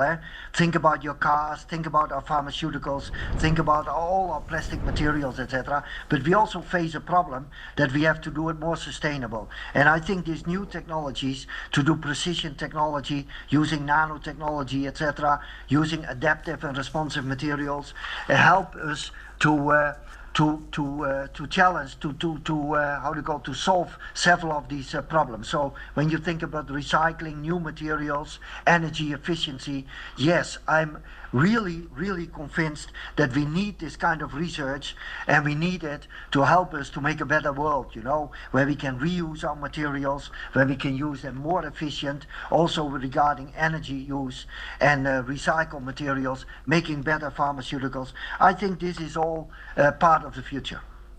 And many breakthroughs in chemistry bring enormous benefits, but also potential risks. Technologies capable of creating advanced materials, powerful catalysts, or synthetic biological systems could also be misused if they fall into the wrong hands. As chemical knowledge becomes more powerful and more accessible, how should the global scientific community balance open research with the responsibility to prevent dangerous applications? I think we should. This is a very important point. We should have an open discussion on what we want and what we don't want, and potential dangers, and identify them in an early stage. And of course, you mentioned ethical aspects. At the universities, research institutes, we have very high ethical standards, and you know, chemistry can make new drugs, life-saving drugs, when you have cancer, for instance, or an infection. But it can also make a chemical weapon, and you don't want that. So we should have different, very strict rules about what we want and not. But of course, also nanotechnology and the things we are doing with these tiny robots and tiny machines, that is always the issue of potential danger, and somebody is going to misuse it. Think about genomics, There was this whole discussion about genomics can cure in an early stage cancer, or help you, when you have a disease that you inherited in your family. But of course, also genomics, you can modify an embryo maybe to make a perfect human being, whatever that may be. I don't think we want that, That is not what we want. That's an ethical discussion. And of course, think about nuclear energy. Nuclear energy is used to the benefit of mankind, but also some countries, they want to make nuclear arms, and we see that now also currently appearing again, the danger of nuclear arms. So nuclear energy, there's nothing wrong with it, but if you have the pollution of nuclear waste, or you have arms race towards atomic bombs, that is the danger of the new technologies. So I think in general, every new technology will bring potential risks, but we should very strictly worldwide clarify what risk we want to take and what we don't want to do. And this is why, and I want to emphasize that, I go to India, I go to Japan, to China, to South Africa. I think that we have a global community of scientists that advocate this and say this is important for mankind, and this is important, dangerous aspects that we should discuss and agree about. Science and knowledge belongs to mankind, and we should not have borders there. That is my message. And finally, to wrap this conversation up, when you built the first controllable molecular motor, it was a discovery that initially seemed almost abstract. Yet it opened an entirely new field of nanotechnology. Many of the most important scientific breakthroughs only reveal their true significance decades later. Looking ahead 50 years, what do you believe could be the most transformative discovery emerging from today's frontier in chemistry? Something that may seem experimental now, but could seem and fundamentally reshape how humanity lives. Yeah, this is a very difficult and interesting question, of course, because predicting the future is very difficult, because we scientists, like myself, we try to invent the future. We try to invent the future through science. And of course, when I look at the future, having these adaptive materials, etc., we can introduce lifelike properties. Think about lifelike functions like recycling. I mean, realize your body, your own body recycles half your body weight every 24 hours. What is one of the big problems we face in this world is recycling our materials, material scarcity, plastic recycling, etc. So I see tremendous opportunities there, but also to build tiny robots, nano robots, that a doctor can inject in your blood vein and go for a defect, for instance for a tumor, or delivering a pharmaceutical, or do a precise surgery. So in the future, besides the normal surgeons, you will have molecular surgeons, that are injected in your body and will do the job. Of course, we work on smart medicine. So pharmaceuticals that have no side effect, that you can switch on and off precisely, so precise therapy. And finally, think about self-healing. When you have a scratch in your finger and you keep it clean, it will heal itself. But when you have a scratch in your car, it does not heal itself. You have to repair it. So in the future, you will see also these things that you are normal see in lifelike, in your own body, of lifelike systems like self-healing, self-repair, recycling, all these kind of things. And I'm really excited about these prospects for the future. Professor Feringa, it's been a great pleasure speaking to you. Thank you so much for taking the time and joining us here. It was my... Well, that is all that we have time for here on the show on Nobel Laureates, where we bring you face to face with people pushing the limits of human knowledge. For more conversations with the world's greatest minds, stay tuned to NewsX World.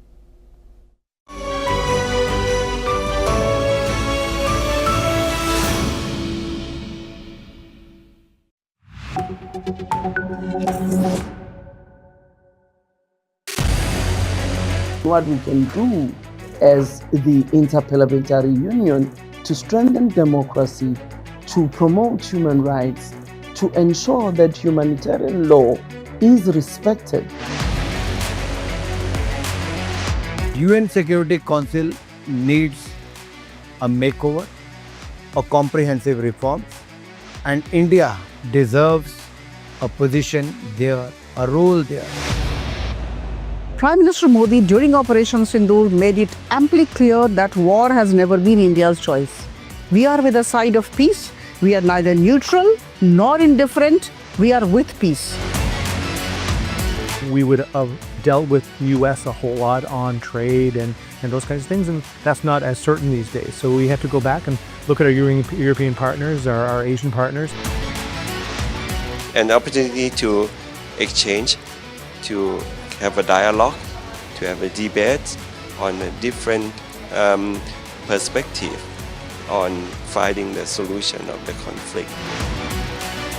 First thing that is important to have a common ground, and that we do have with humanitarian laws and human rights, but also to say, okay, what does it mean for us as a country to act on these laws and how can we work together? When we realize that there's something wrong with democracy, the institutions and policies, values come together and we take stock, and it's possible then to improve and chart a new course for democracy.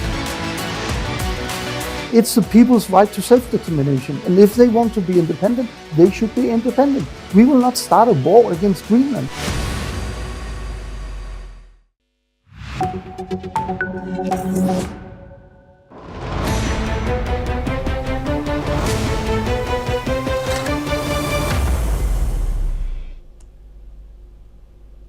Welcome back to NewsX World. I'm Asuma Katauka and you're watching Focal Length, where we get you a briefing on topics from across the world.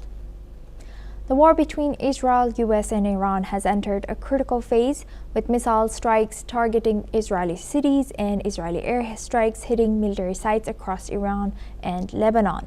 Human rights monitors report that more than 1,000 civilians may already have been killed in Iran, while tens of thousands of people have fled Tehran amid intensifying bombardment towards the Iranian capital. The conflict, which for decades played out through proxies and covert operations, has now moved into open confrontation, direct indeed, raising fears of broader regional war with global economic and security consequences. Joining us today is Professor Houshang Amirahmadi, an Iranian-American economic and political analyst. He's a professor at the Edward J. Blaustein School of Planning and Public Policy at Rutgers University, a former director of its Central for Middle East Studies, and a senior associate member at the University of Oxford. Thank you very much, Professor, for joining us. Welcome to NewsX World. Now, my first question to you is, the war between Israel and Iran has now entered its 6th day, with missiles striking Israeli cities and Israeli airstrikes hitting military sites across Iran and Lebanon. According to human rights monitors, more than 1,000 civilians may already have been killed in Iran, while over 10,000 people have fled. 100,000 people have fled Tehran in the first 2 days of the bombing. At this early stage of the conflict, are we looking at a limited military campaign or the opening phase of a much larger war that could redraw the geopolitical map of the Middle East? Well, first, thank you for having me. Second, the number of dead people in the Iran side is much, much larger than 1,000. Even in one city of Sanandaj, it was reported that 600 people died, and in one school. Of the Folketing, Denmark, MP, Mr. Jeppesø, who's joined us specially for this session. Mr. Jeppesø, could we please have you on stage? Let's welcome him with a round of applause. You've all had your lunch, so let's get some energy back in the room.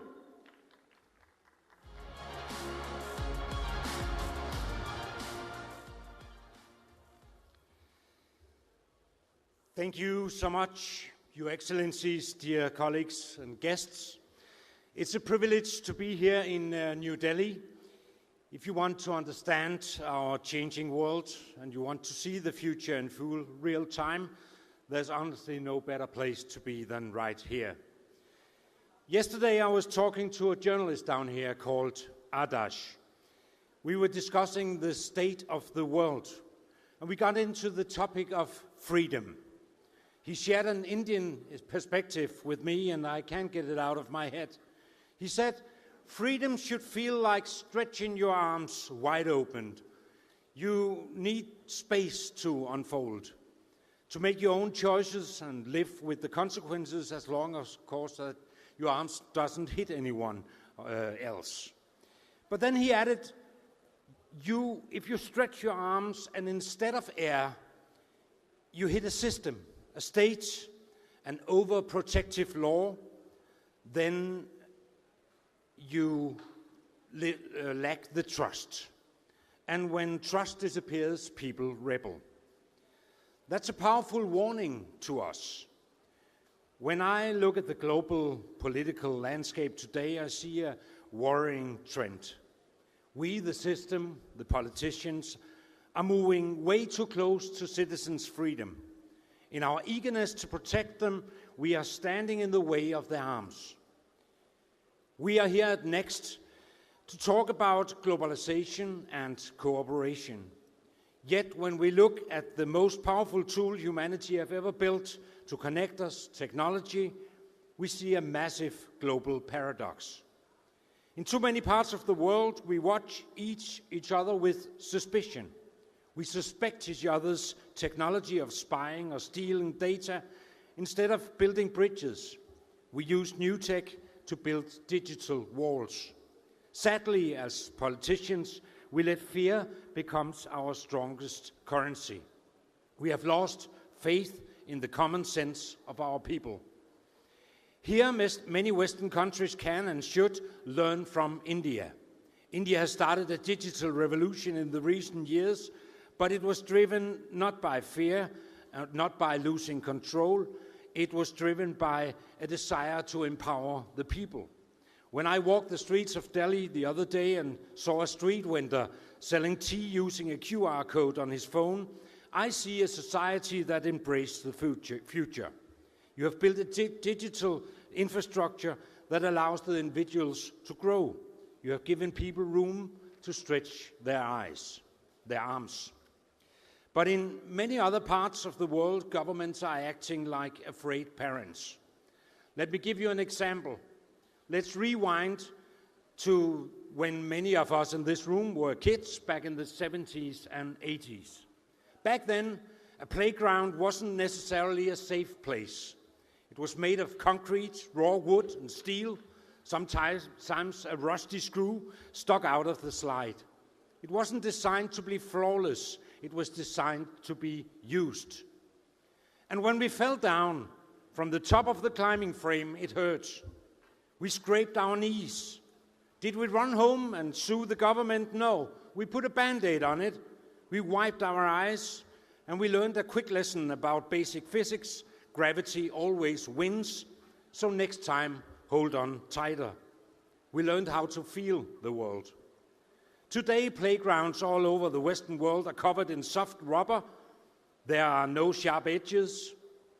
On the benches, there are parents sitting, ready to stop everything long before anything happens, shouting, "Careful, don't go up there, it's dangerous." But what happens to kids and to citizens in general who are never allowed to fall? They never learn how to get up. They start believing that the state is a giant rubber mattress that will always catch them. Fundamentally, that is extremely fragile society to build. A society wrapped in bubble wrap where no one dares to take responsibility for themselves. We are doing the exact same thing in the digital world right now. Lawmakers around the globe are lining up to limit young people's access to the internet, to the social media, and AI. We say technology makes them anxious and insecure. But let's stop and look at the mirror just for a second. Is it really just the screen's fault? During the pandemic, we politicians locked a whole generation of kids in their rooms for 2 years, away from friends, away from school, and we told them to live their life on Microsoft Teams. It's a really surprise. Is it a surprise that that also shaped them? The solution many politicians choose is ban or age limits. But dear colleagues, let's be honest. Trying to stop a 12-year-old on the internet with a piece of legislation is like stopping the monsoon rain with a tea strainer. It's simply impossible.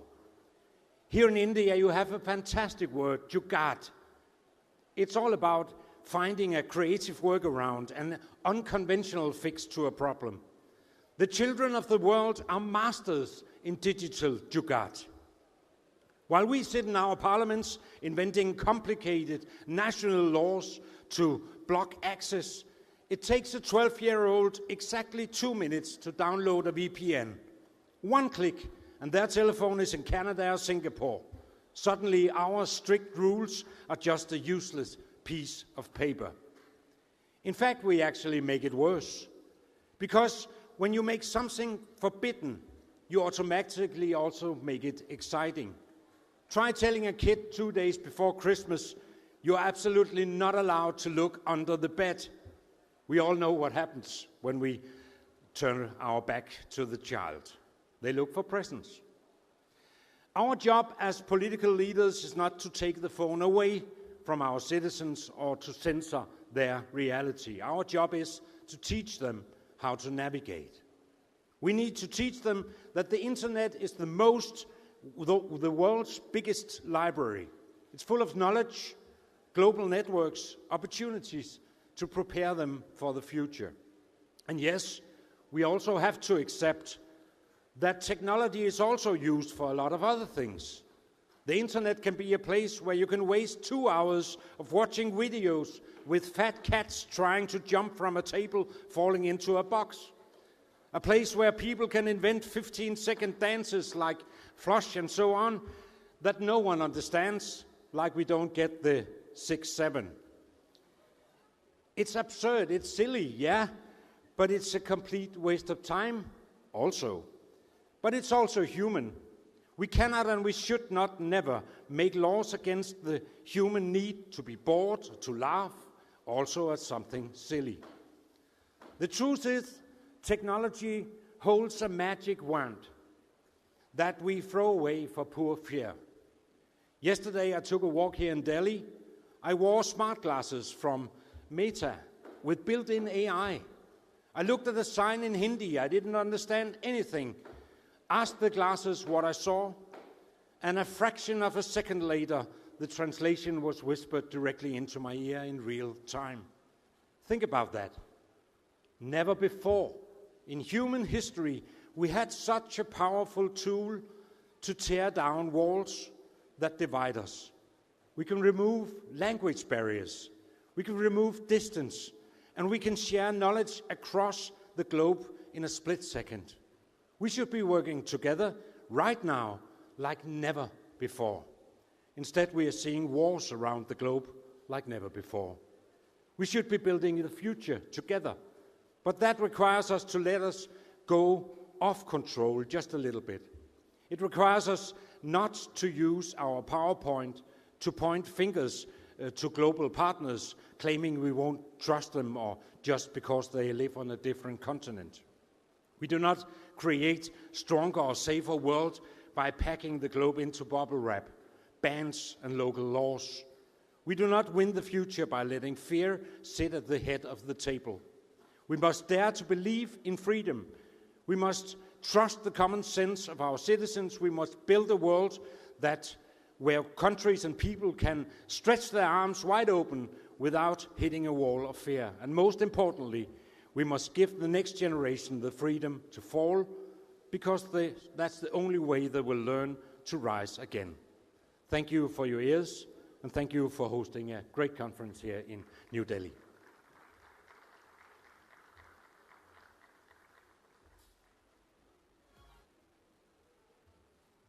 Thank you so much, Honourable Member of Parliament, Jeb So, for that talk. And now we are, of course, going to move on to our next segment. This year, the buzzword has certainly been trade. Next in trade is the topic of our next segment. And to speak about the future of tech in Europe and India, we're being joined by member of the Eduskunta, Finland, MP Timo Harakka. Mr. Harakka, I welcome you on stage. Thank you very much for being with us today.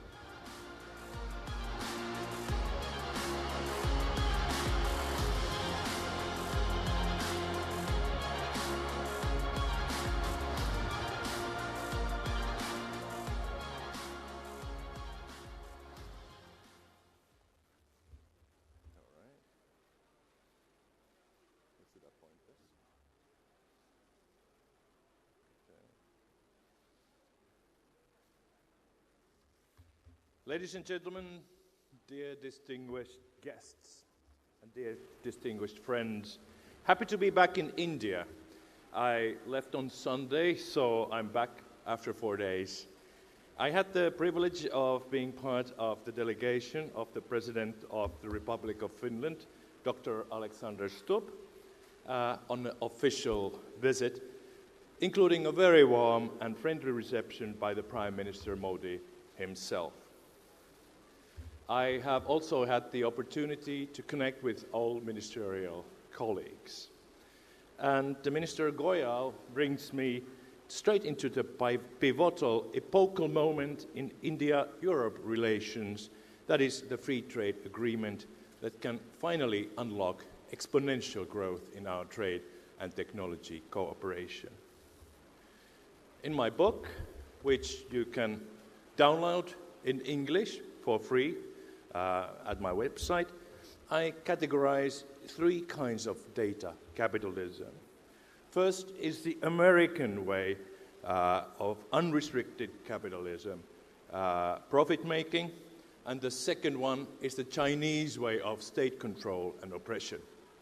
In the current geopolitical situation, it is even more important than ever to find the third way, the European, and now after the FTA and the very successful AI Impact Summit here in Delhi, I would call it the Indo-European way of human-centered, responsible and respectful technology, including artificial intelligence.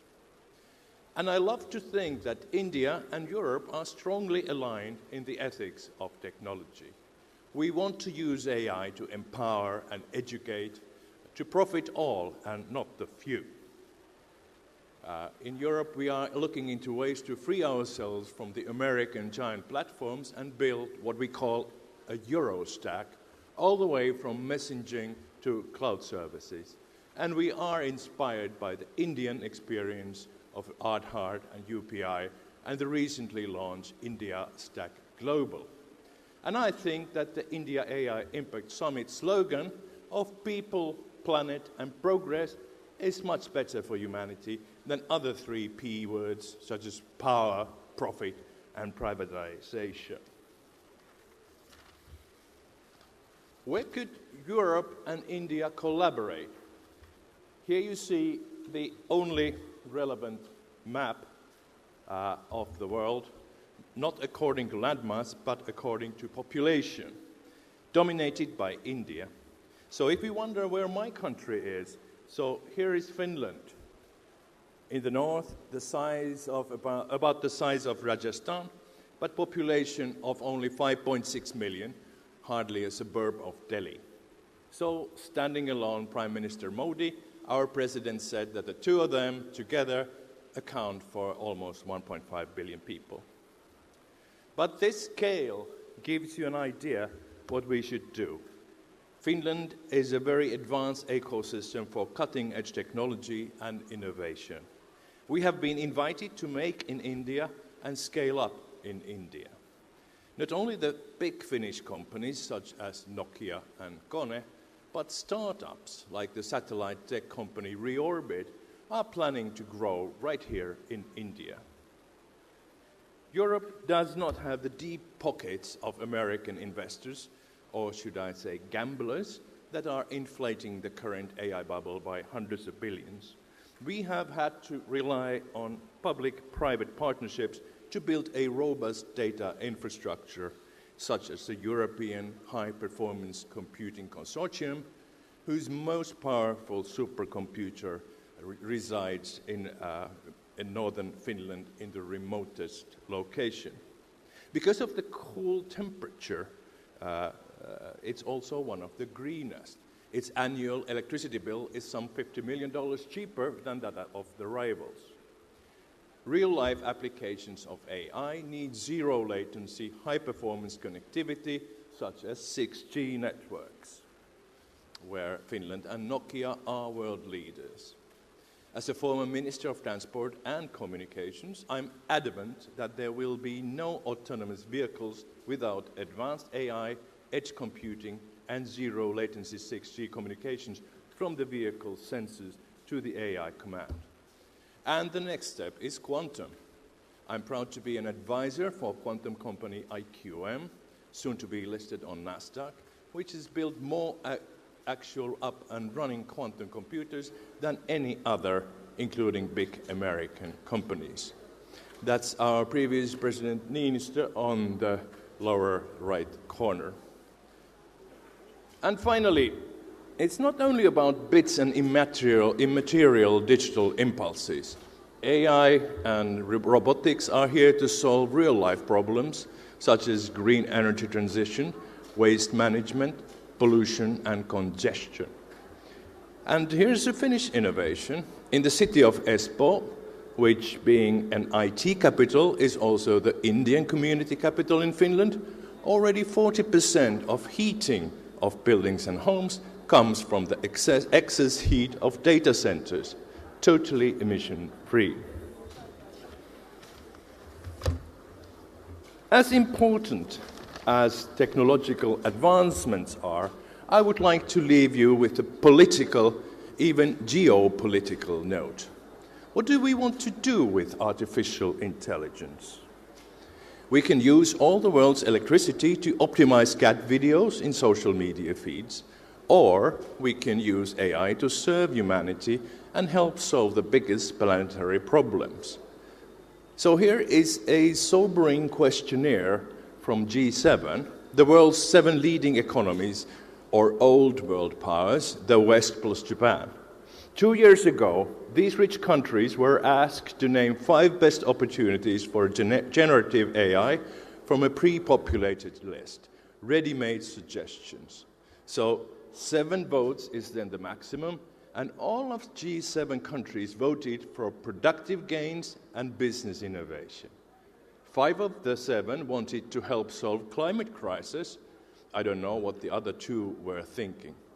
But when suggested that AI could help eradicate poverty and hunger from the world, no one cared. 0 votes from the rich countries. To conclude, dear friends, India and Europe must urgently collaborate in producing ethical and efficient technologies for the benefit of the majority of humanity. This is the mission for the future of European and Indian technology. Thank you very much.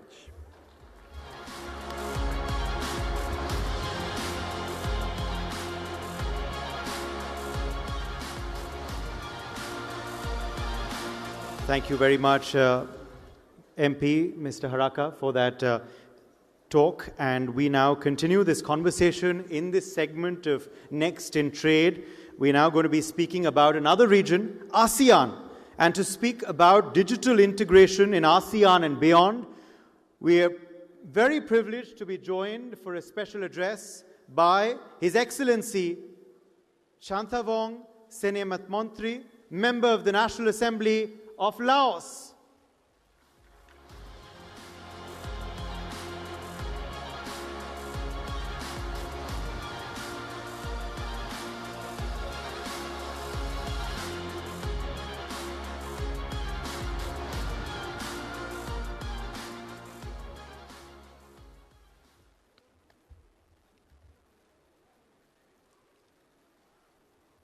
Excellencies, esteemed parliamentarians, distinguished ladies and gentlemen,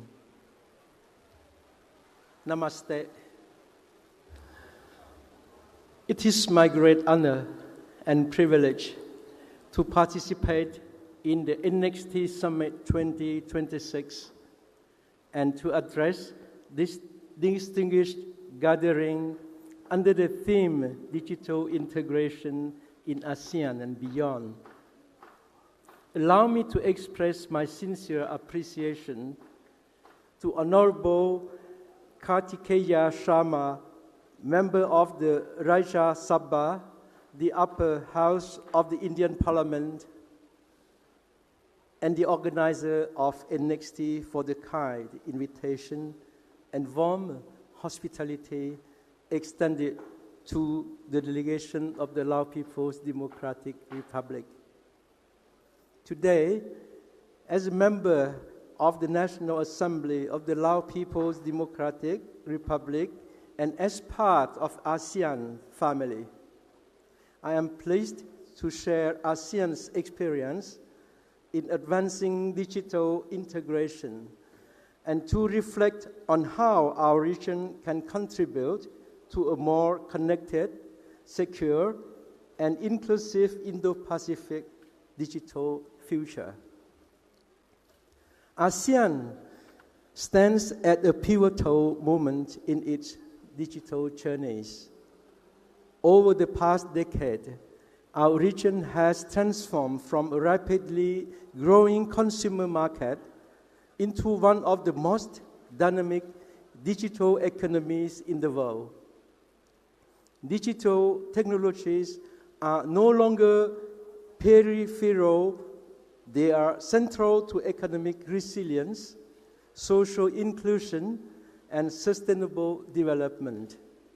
ASEAN's digital integration is guided by a shared and forward-looking vision. This vision is operationalized through successive regional frameworks, including the ASEAN ICT Master Plan 2020, the ASEAN Digital Master Plan 2025, and most recently, the ASEAN Digital Master Plan 2030. The ASEAN Digital Master Plan 2030 sets out a clear vision of ASEAN as an integrated, secure, trusted, innovative, and inclusive digital community, one that empowers every citizen and every business to access opportunities, build innovation capabilities, and thrive in the global digital economy. To realize this vision, ASEAN is strengthening cross-border digital connectivity, enhancing regulatory interoperability, promoting trusted data governance, reinforcing cybersecurity cooperation, and investing in digital talent and future skills. Digital integration within ASEAN is not merely about technology. It is about building trust, ensuring interoperability, and advancing inclusion. However, our progress is not without challenges. The digital divide remains a concern both among member states and within them. Rural communities, MSMEs, women, and vulnerable groups must not be left behind. At the same time, regulatory fragmentation across jurisdictions can create barriers to cross-border digital trade and investment. Therefore, ASEAN's approach is guided by three fundamental principles: interoperability rather than isolation, trust rather than fragmentation, inclusion rather than exclusivity. Through this balanced and cooperative approach, ASEAN seeks to build a resilient and integrated digital ecosystem and laws harmonization that contributes not merely to regional prosperity, but also to a stable and open ASEAN digital architecture in the future. In this transformation, ASEAN Interparliamentary Assembly plays a strategic role, while ASEAN provides the executive platform for cooperation. IPA strengthens the legislative dimension of regional integration. Parliaments contribute by aligning national legislation with regional commitments, promoting harmonization in data protection, cyber security, and e-commerce laws, supporting digital inclusion policies, exercising oversight and accountability. Through multiple resolutions adopted at IPA General Assemblies, Members of Parliaments have reinforced commitments in areas such as digital inclusion and human security, cyber resilience, digital skills development and mutual recognition, MSME digital empowerment, gender equality in digital transformation. In this way, parliamentary diplomacy complements executive cooperation, ensuring that digital transformation is grounded in law, accountability, and democratic legitimacy. Allow me to briefly share the experience of the Lao PDR. The government of the Lao PDR has adopted the Digital Economy Strategy 27-2030 and the National Digital Economy Development Plan 2021-2025 as key pillars of national reform. Nowadays, more than 98% of our population has access to telecommunication infrastructure. Mobile banking services are expanding rapidly. Digital startups are emerging in e-commerce, logistics, and service delivery. Digital transformation in Lao PDR is not merely about economic growth, it is about improving public service delivery, enhancing transparency, empowering youth and entrepreneurs, strengthening regional connectivity. As a landlinked country in mainland Southeast Asia, digital integration enables us to overcome geographic constraints and fully participate in regional and global value chains. We are mindful, however, that digital transformation must be accompanied by safeguards, including data protection, cybersecurity, and digital literacy to ensure that all citizens benefit equitably. Distinguished participants, the global digital landscape is evolving at unprecedented speed. Technological breakthroughs, shifting geopolitical dynamics, and rising societal expectations are reshaping the rules of competition and cooperation. Governments and businesses are accelerating the investment in digital infrastructure and innovation. Artificial intelligence, including generative AI, are transforming industries and redefining productivity. Digital sovereignty is rising as nations seek greater control over data, cloud infrastructure, and technology standards. At the same time, the digital talent gap is widening and sustainably has become a strategic imperative. The question before us is not whether digital transformation will shape the Indo-Pacific, it already does, and how we shape it together. First, we must deepen regional and international cooperation. Governments, private sectors, academia, and international partners must work together to strengthen digital infrastructure, bridge the digital divide, invest in emerging technologies, and enhance cybersecurity resilience. Second, we must promote greater policy harmonization and regulatory interoperability. Compatible frameworks in e-commerce, data protection, and cybersecurity are vital to facilitate seamless cross-border digital trade and to ensure a level playing field for businesses. Third, we must invest in people. Digital integration will only be success if our citizens possess the skills, trust, confidence to participate meaningfully in the digital economy. Esteemed colleagues, digital integration in ASEAN and the Indo-Pacific must remain open, secure, inclusive, and rules-based.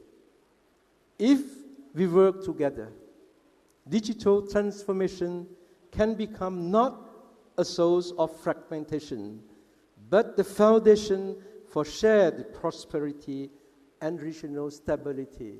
Thank you very much for your kind attention.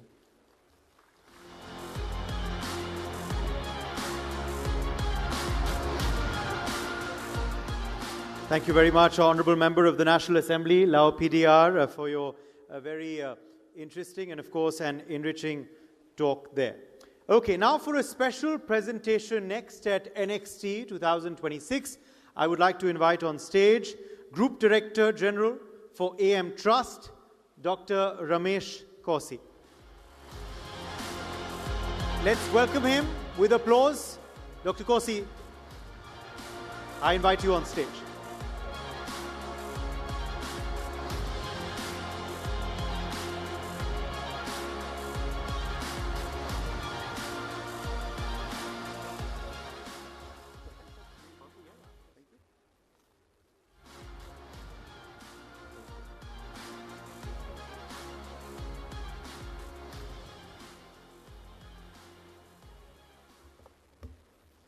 Namaste. Okay. In the next 20 minutes, I want to show you something unique. A space where the future of humanity will be decided. This is not only a story about technology, it is a story about a yuga. So, you know, today everyone is talking about the singularity. Everyone is watching the wrong curve. Of course, Mr. Kurvai explained that there is a singularity.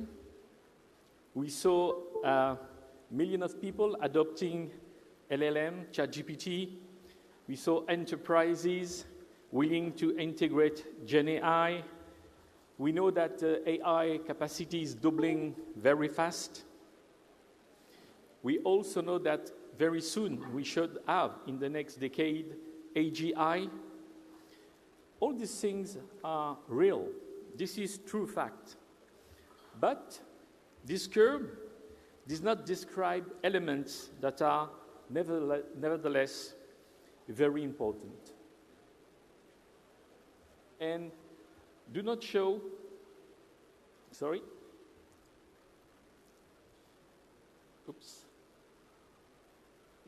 important limit, some structural limits, because we know for a fact now that LLMs will exhaust all high-level quality data around 2028 or 2030. So it means that we'll have to find other alternatives to find reliable data. It doesn't mean that the AI is going to stop. It just means there will be a shift in paradigm. Because also, you know, ingesting data is about better understand the world, the reality.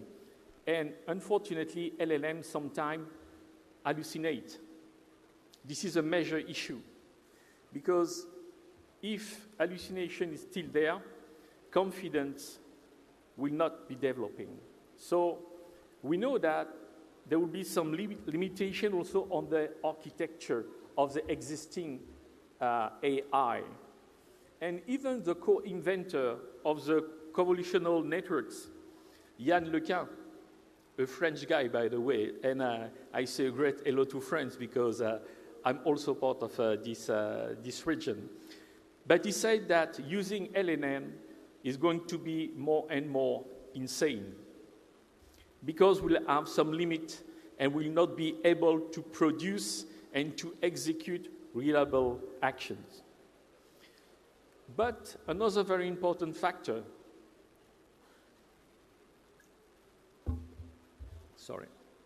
is the energy constraint, because AI is burning energy. Today, it is estimated to be 3% of the total electricity. And we know that very soon it's going to be more and more because AI is developing extremely fast. The point is that a few years ago, I explained in a paper, in a book, that AI is just not about technology. It is more than this, you know. AI is about an evolution and that will transform our behavior, that will transform our society. In fact, AI is a civilizational force that will change a lot of things. Think about it. Our brain is not using a lot of energy to be very performant, but LLMs and computer needs a lot. So, we need another tool to better see the world than to look at curves. And for this, I'm using a yuga. And there are different phases in a yuga. But, you know, what is very interesting with this kind of tool is that you can dig into a variety of curves that better describe reality. And if we look at this curve, you will see that the singularity cannot show you what a yuga can. So if you look at these three curves, you will recognize in orange the technology power curve. And we know it's going very fast. But if we look at the green curve, and this curve is the human system integration capacity, we see that everything is going too fast. We are just human. We need time to learn, to integrate, and at a collective level. You know, for example, to build an AI act, it has taken a few years, but for us humans, it takes decades to master a subject and to be able to be very efficient. We are just human. We need to accept that. And this curve, you know, this is something that the singularity cannot show, for example. And there is another curve that you all know. This is the blue one. It's about, of course, about what we call the planet, you know, the boundaries, the limits that we are overpassing year on year. And this is a great problem, because if we kill the planet, we're going to kill far more than just a business. So all this is not neutral. And between these curves, you will see a gap. I call that the Yuga gap. This is where the future of humanity will be decided. And we have option to change that, and we have to make very quickly action to change that. So, we are at a moment where there will be a bifurcation. A bifurcation means that technologically we'll have some choice to do, but also at different levels we'll have decision to make between the path A, where we stand today, and the path B, where we need to go, you know, where we need to use frugal AI. It means AI that do not burn a lot of energy. It means AI that use very simple model with less parameters. It means also use bio-inspired technology. And I will give you a concrete example in a few slides of what it means to use bio-inspired technologies. But more than this, there is the importance to integrate population, education, to accelerate all this change, because we are human people. Even if we talk about AI or natural intelligence, is still to develop. So we need to make the right decision, because this bifurcation has started. So it is the government now to take the right decision to modify that. And why we should be quick to do that? Because there's three curves that the Yuga shows are not the only one. A new one is coming. And this new curve is called quantum, optical.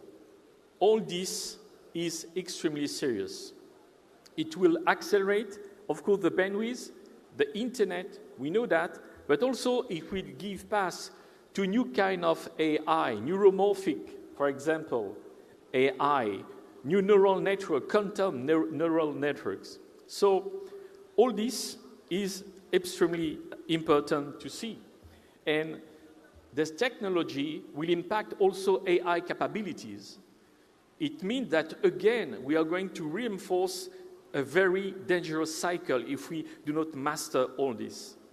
And you know, some decisions are to be made now in terms of AI and quantum. And then why I say now, it's tomorrow. Because the nation that will not integrate this technology won't be able to defend their sovereignty in few years. Because with this kind of technology, no system can resist to AI hacking. And believe me, I am from this game. I can tell you that if you believe everyone you're protected. This is not the case. So we need to do things because they will have a strong impact on the Yuga gap. And again, this is why I'm insisting on this tool, to be able to have a large-scale view on what is happening at a country level, at a region level, at a global level. And this is very unique to adopt this kind of thinking. So, India, we're in India. This is a growing continent, a growing nation, and of course, AI and quantum will be an accelerator for this region if the things are done in a proper manner. Today, India is estimated at a GDP around $5 trillion.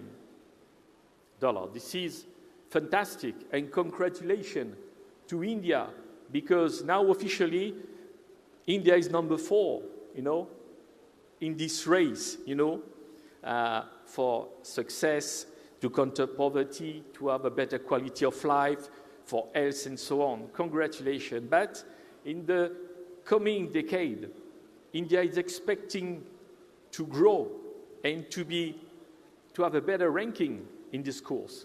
And for that, AI and quantum will play a major role. Why? Because AI and quantum is not just about this industry. It impacts all the industries: health, care, manufacturing, agriculture. People will tell me, Ramesh, what do you mean by AI will impact agriculture? The thing is that the AI we're using today, the LLMs, as I said, won't be effective in a few years. So we'll be using other technology, using sensor. We'll be using actuators.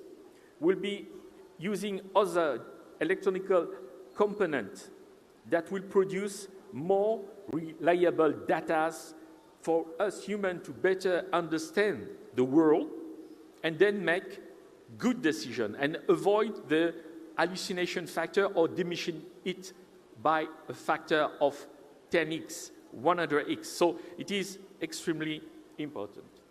And then we'll be seeing other technology progressively sustaining this GDP of India.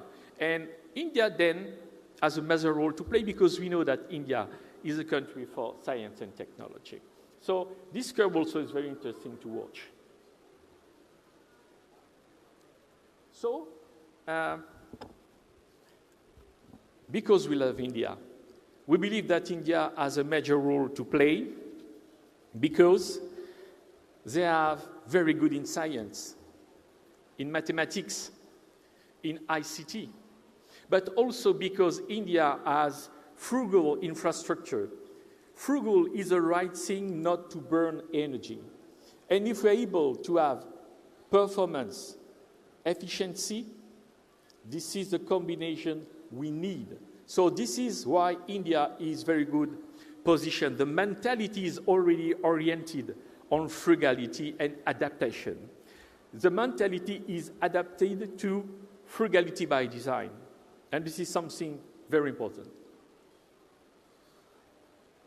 But there are other assets, of course, because the next token produced by LLM, the next token that AI will need, won't be English token only anymore. And India, Hindi, Sanskrit, Tamil, whatever, will be contributor, because this is a global game where we are. And the next architectural solution will integrate all these capacities. And of course, we know that India, it's a nation that's seeing long-term, We are not NASDAQ-oriented. Even it's good for the business. We think the world in the long term. This is a major difference. Dharma, Yuga, this is very important to see that there's epistemologic framework, there's analytical tools born, native from India, are very interesting lens to decode the world. So we need that, and we need to continue on that. And finally, there's a lot of stuff. There is a growing relationship. We know US, we know China, but there is a growing relationship with Europe. And India, now you say Emmanuel Macron was there, very recently. So there is a huge cooperation with these nations to set the right framework, the right regulation to enable things and to grow all together. So all these forces are extremely important. And I have to say something. You saw some nation investing massively in LLMs, massively.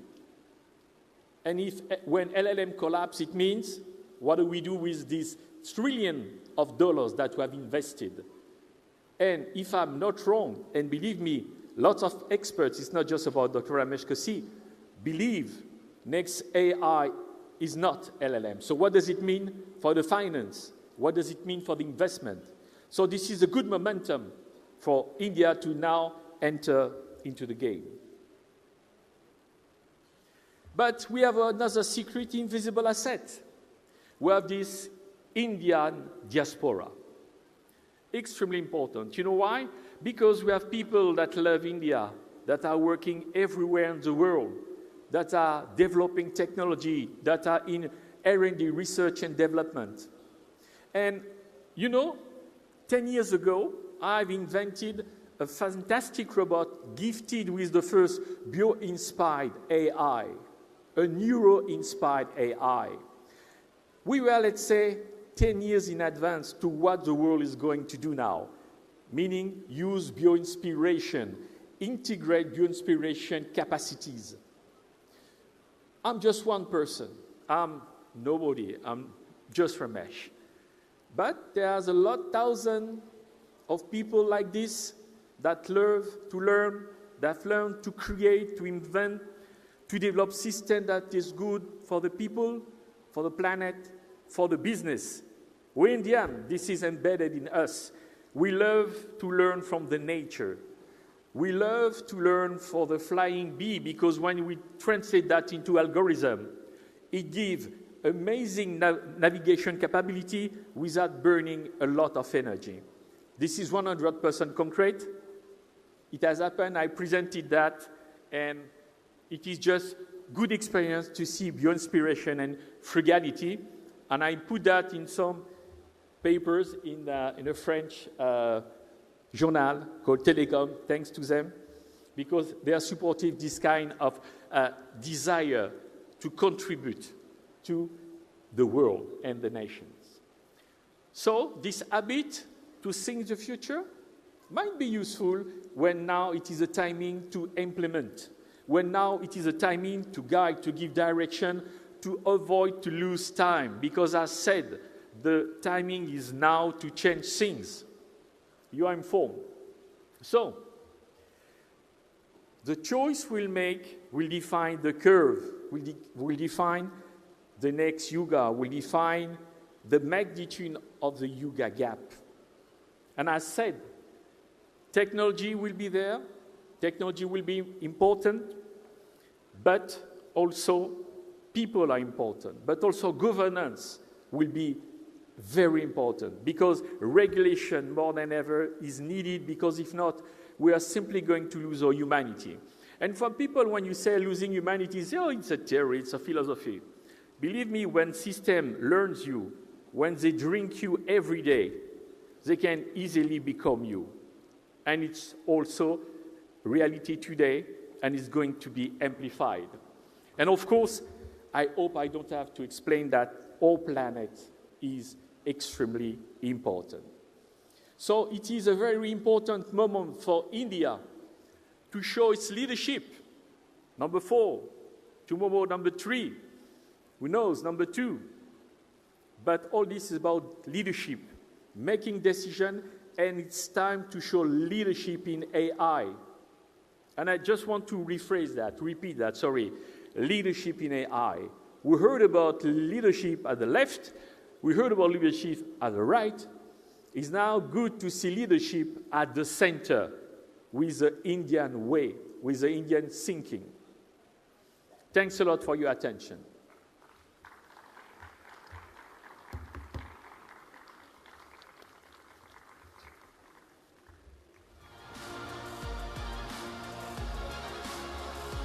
Thank you, Mr. Corsi. I want to quickly, swiftly move on now. In fact, the next segment is now going to be talking about next in farming. And for this, for an address, we are very privileged to have with us Member of the Irish Parliament, Andreas Monaghan, Techadela from Ireland.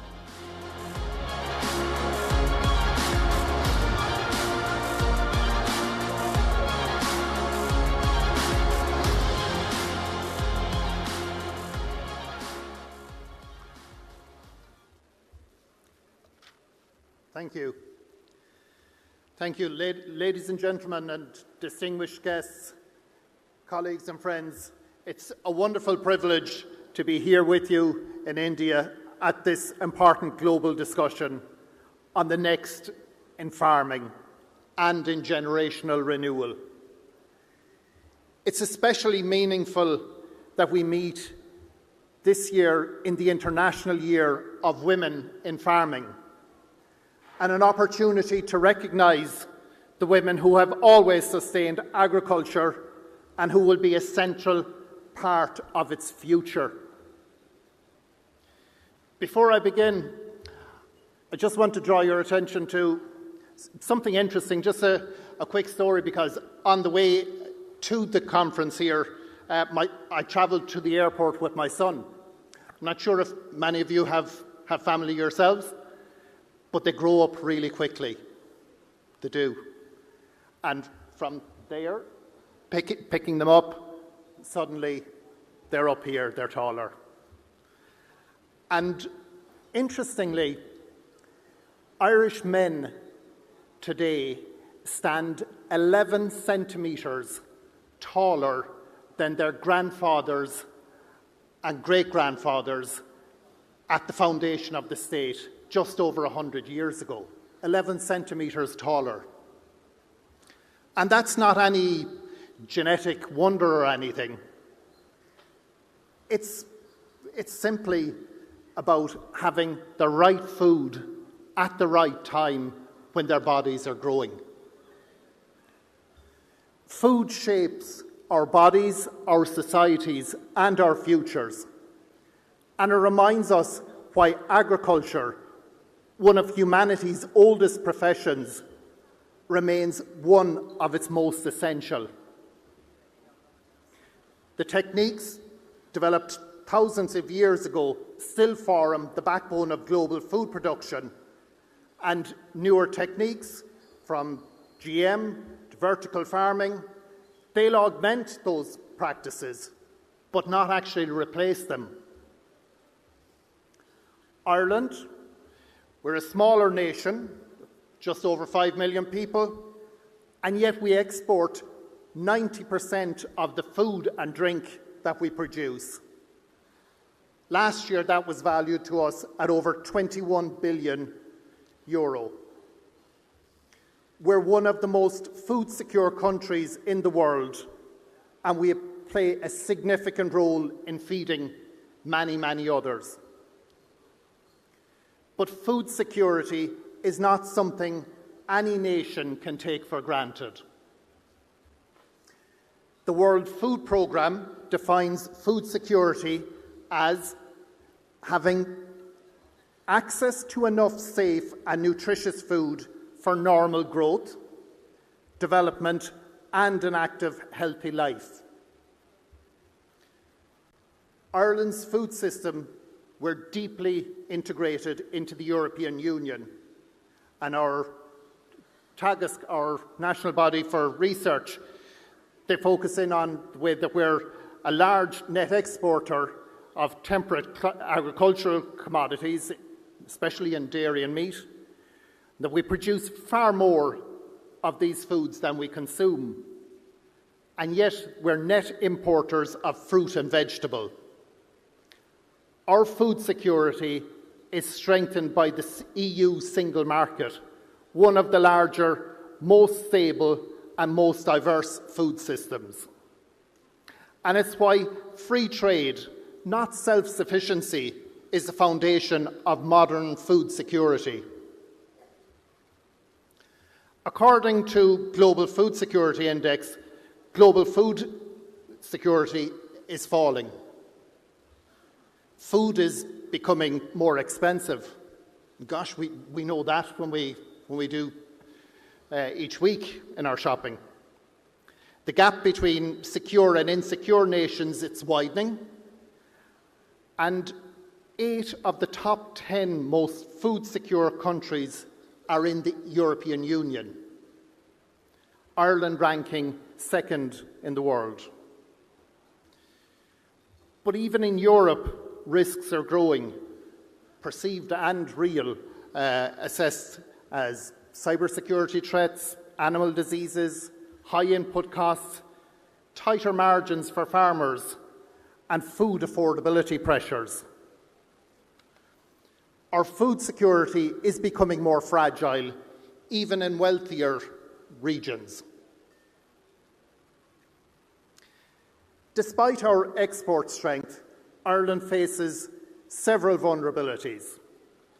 As I mentioned earlier, in horticulture, we import 83% of our fruit and vegetables. And animal feed.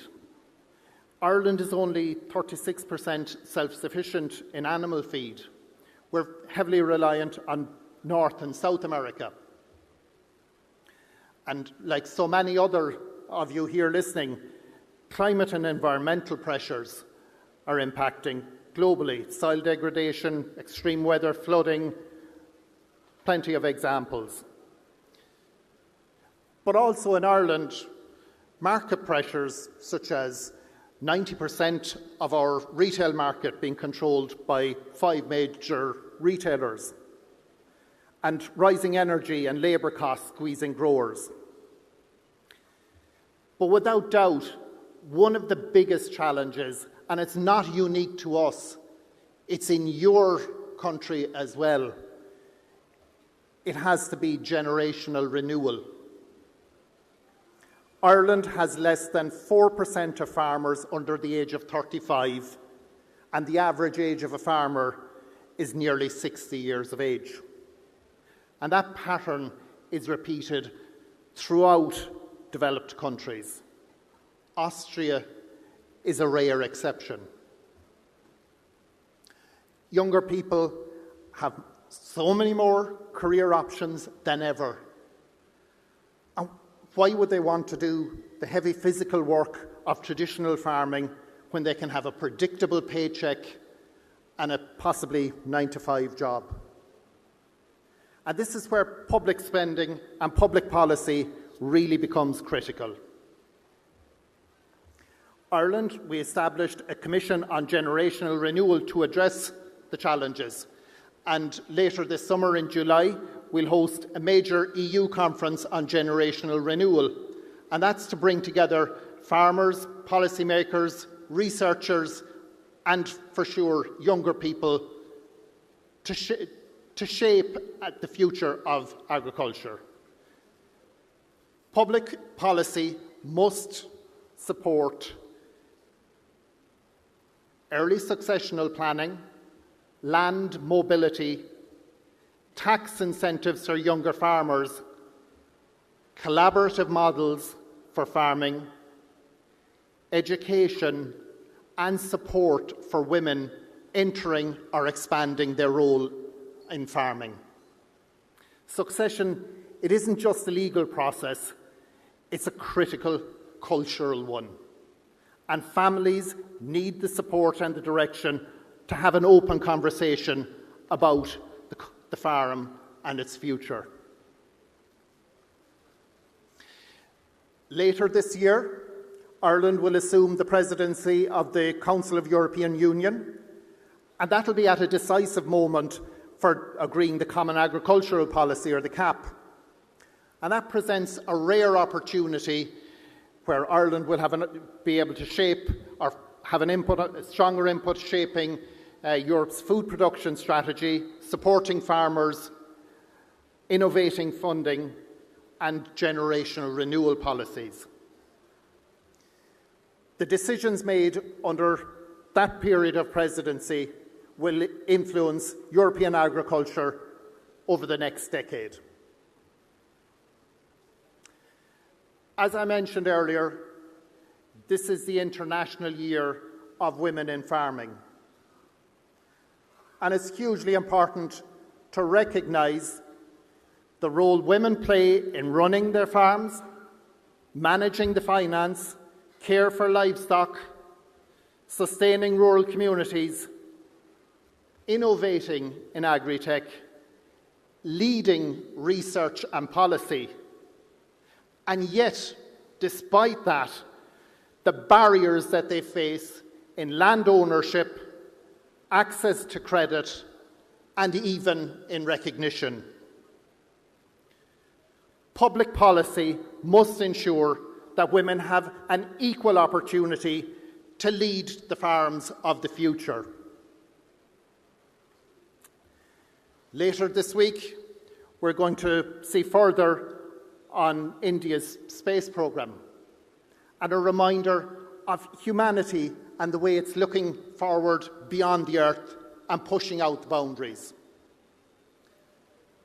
Farming will also have to push out the boundaries, with focuses on newer techniques in vertical farming, hydroponics, multi-storey livestock, GM crops, AI-driven precision agriculture, and so many other different ways.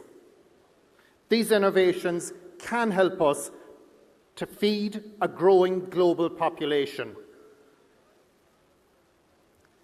In conclusion, food security, it's not just a national issue, it's a global one. In Ireland, we feed far more people than live on our island. India, you feed 1/6 of humanity. Both our nations understand the critical truth. Without farmers, there is no food. Without young farmers, there is no future. Public policy, it must support those who produce the food. It must encourage the next generation, and it must empower women in farming. Public policy must also strengthen resilience and embrace innovation, and do all these while protecting our planet. If we get this right, and we do need to, we'll not only feed our people, but we'll also nourish our societies, our economies, and our shared future. Gurav Mahagav.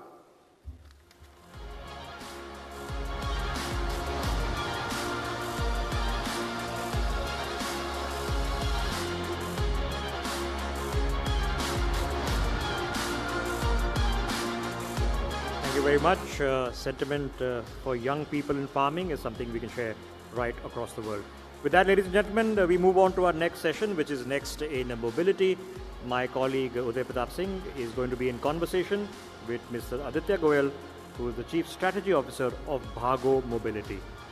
Aditya ji, if we can have you on stage, and Uday, if we can have you on stage as well to kindly conduct this conversation.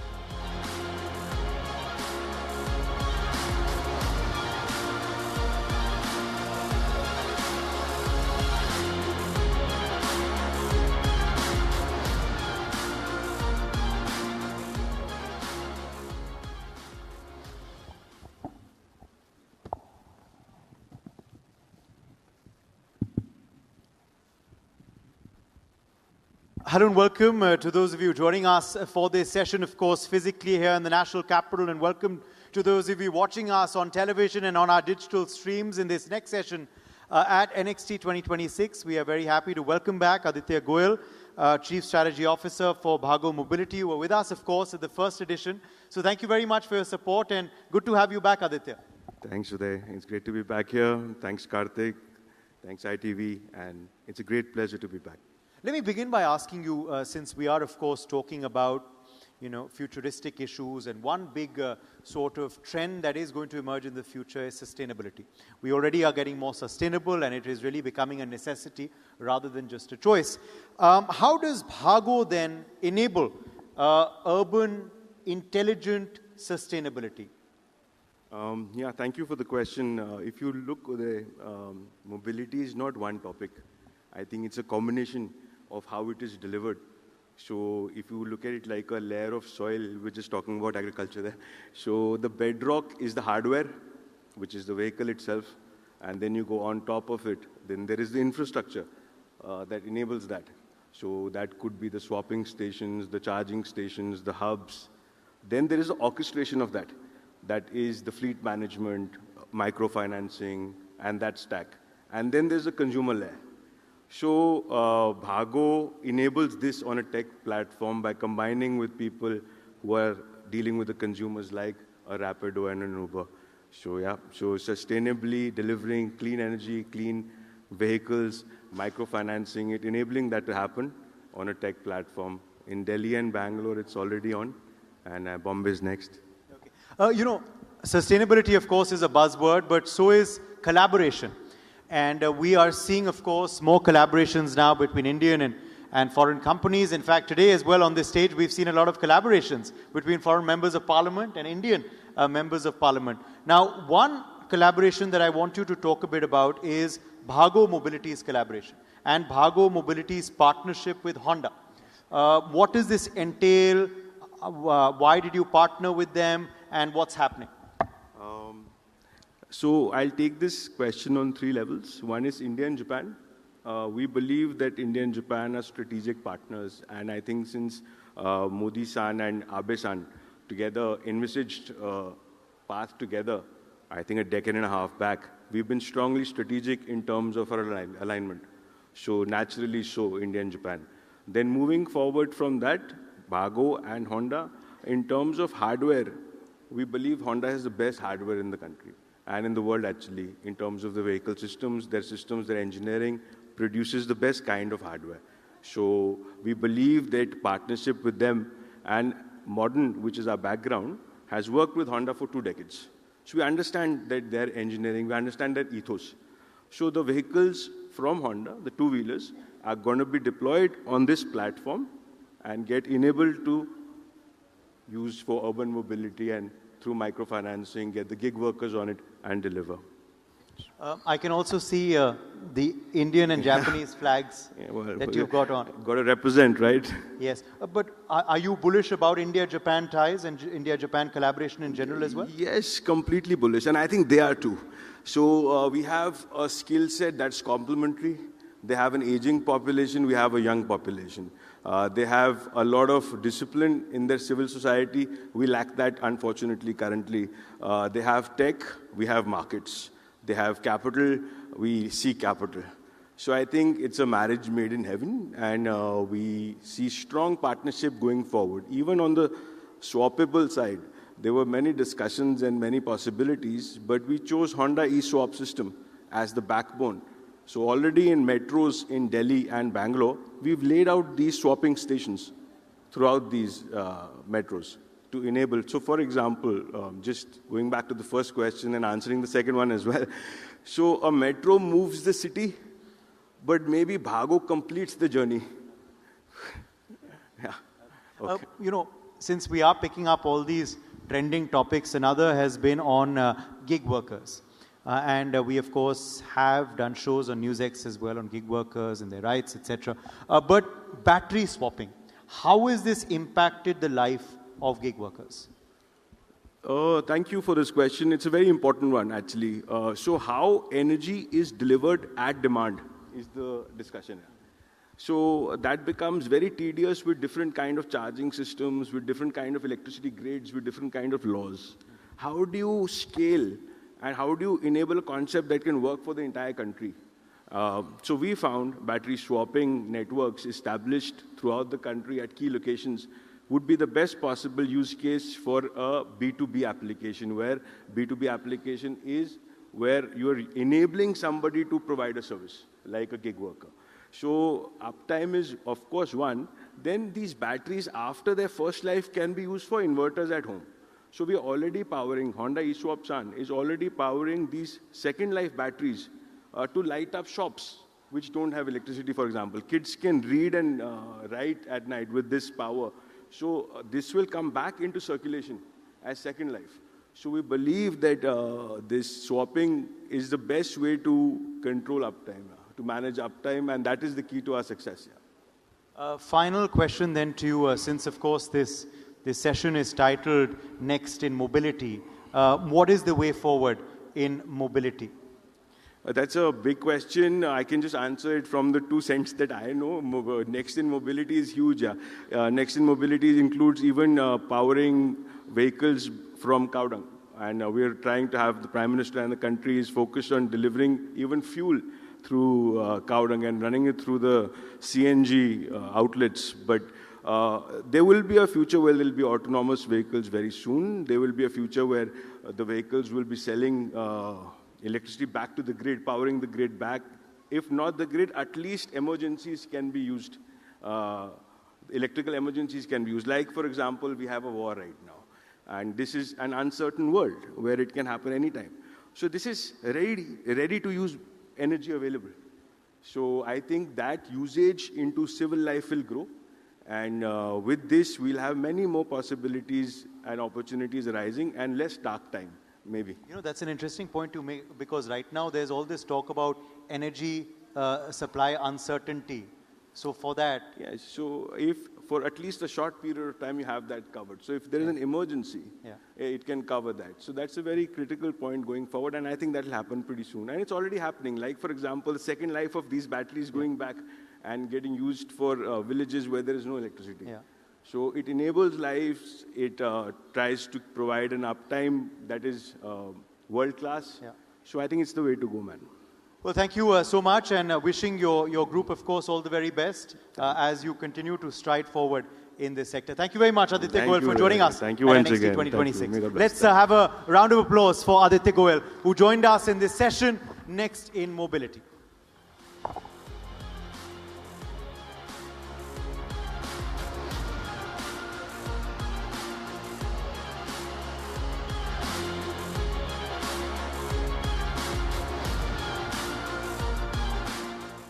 Thank you very much, Aditya ji. Thank you, Uday.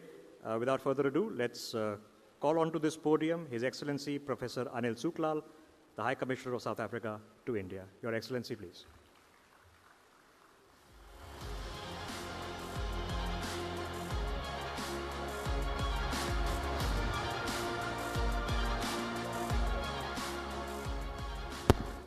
Thank you. Let me thank NXT for this privilege to address you this afternoon. I know we have limited time. Let me get directly to business vis-a-vis South Africa and India. Well, this year is a special year for India-Africa relations because at the end of May, I think you will see all the African leaders assembled here in New Delhi in this very venue for the 4th edition of the India-Africa Forum Summit. Now, India-Africa trade is quite vibrant. It's still in its infancy, and I believe there is great scope to deepen this trade. Total trade between India and Africa is in the region of just over $100 billion. South Africa-India trade accounts for about 20% of that. Two-way trade between India and South Africa is in the region of about $20 billion. But as I've indicated, this is still the tip of the iceberg. Africa is the fastest growing region outside of Asia, and it is the last frontier of growth. And if you are not present in Africa today, you are missing a great opportunity. According to the IMF World Bank data released last week, in terms of economies of the world, those that are growing at 6% and above, the majority are from the African continent. Now, South Africa is, of course, a destination of choice for a number of reasons. Because we have the most advanced infrastructure on the African continent, we are the largest economy on the African continent, and the most industrialized nation on the African continent. You have about 160 Indian companies housed in South Africa. All of your major multinationals from India have a base in South Africa, and it is not only catering to the South African market, but they use it as a springboard into sub-Saharan Africa. Just within our region, the Southern African region, you have a market of over 300 million. Africa today is a continent of 1.5 billion people. It has the youngest demography in the world. The average demography of South Africa is 19 years old. So you have a ready labor force, well-educated labor force, and you have, as I've said, the infrastructure to establish your offices. To give you some very recent examples, I've just been here in India for a year and a half almost, but I've seen the vibrancy of the economic interchange between our two countries, both on the trade side and on the investment side. Vedanta Resources have major investments in South Africa. Over the past 6 or 7 years, they've invested over $15 billion in mines in the Northern Cape, including a smelter plant for aluminium, for zinc, silver, and copper. We have seen recently Varun Beverages have entered the South African market. Varun Beverages is present in about 16 African countries. They have major investments now in South Africa. Over the past 2 years, they've invested over 4 billion rands and today operate over 5 factories in South Africa. Mahindra is been in the South African environment for about 20 years. They announced expansion of the plant in South Africa in October last year to the value of an additional 1 billion rands. And Mahindra is now looking at setting up a manufacturing plant in South Africa. One of their 4x4 vehicles was voted the most popular vehicle in South Africa. So Indian products are highly regarded in South Africa. Tata launched 4 new models of their vehicles in South Africa in October last year. We're likewise seeing a number of South African companies entering the Indian market. We have about 30 major South African companies in the Indian market, especially in the financial and insurance space and the ICT space. Process, which is a major South African company, has invested over $7 billion in the Indian market. Sanlam, one of our major insurance giants, which thus far held about 16% share in Shriram Financials, they have increased that to 36% in October last year, investing an additional 5 billion rands into the Indian market. Santam, another major insurance company of South Africa, just last week was given license to open up an office in India.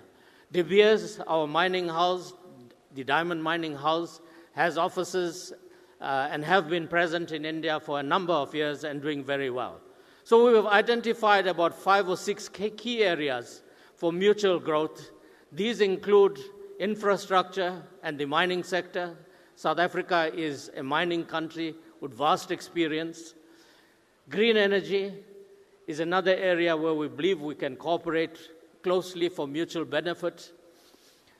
The pharmaceutical and medical equipment sector is another important sector. Agriculture and agro-processing is another sector where we believe we can cooperate. Of course, naturally, the ICT digital space is another area where we believe both South African and Indian companies can cooperate for mutual benefit, not only in dealing with trade bilaterally, but also on the African continent. Last year, our Minister of Trade was here and met with Minister Goyal in August last year, and we have agreed to start negotiations on a free trade agreement, the first between the African continent and India, the Southern African Customs Union, which comprises 5 countries that makes up the oldest custom union in the world, founded in 1910, South Africa, Botswana, Lesotho, Namibia, and Eswatini. So we have started work on an FTA between India and SACU, and I believe this also has great promise, and we hope that we can expedite this process and have an FTA in place. Now, given what is happening in the economic space, where trade has been weaponized in recent time, it is important for us as countries of the Global South, as BRICS countries, to deepen trade and investment interaction between ourselves. South Africa has major pull factors in terms of attracting Indian businesses, and likewise, we'd like to see more South African businesses, not just the major business houses, but the MSME sector. We have a delegation coming to India later this year to see how we can increase our trade interaction, especially amongst the MSME sector. So I believe that trade between India and South Africa and India and the African continent is still in its infancy. $100 billion is a small amount compared to the vast potential both our markets hold. If you compare that, India and the African continent combinedly accounts for almost 1.3 billion people of the global community. This is a vast market. It's a vast opportunity. But very often we take it for granted. Yes, India and South Africa have a shared history of struggle, a very long history of a vibrant Indian community that goes back almost 200 years, of Gandhi's stay in South Africa. We think we know each other. But in effect, we don't know much about each other. I believe we need to intensify the interaction between our people, between our private sector, to explore the vast opportunities for mutual benefit between ourselves. I'm quite optimistic that trade between India and South Africa can be doubled over the next 10 years, if not more.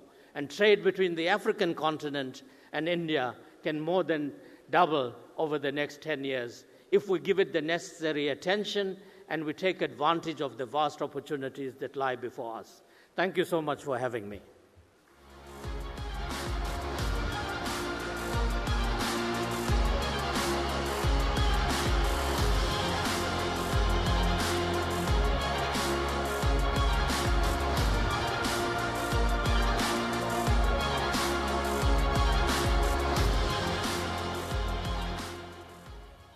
Thank you very much for that. Your Excellency, High Commissioner of South Africa to India, very bullish about South Africa-India ties there. All right, now we are going to be taking a 1-hour break. There are, of course, security protocols which have to now come into place. The chief guest this evening will be gracing us, the Prime Minister of India. I request all our VIPs and VVIPs, our dignitaries, to please exit from the gate on the right, on my right, where you came in. So it will be your left, my right. Please exit from there. There will be a waiting area. And in 1 hour, we'll be back in the hall for the sessions to resume. The other audience, the ones in the blue section, the magenta section, are students. I request you all to exit from my left, your right. So we're going to take a 1-hour break, and we'll be back after that. Security protocols are now coming in place. We will see you very, very shortly.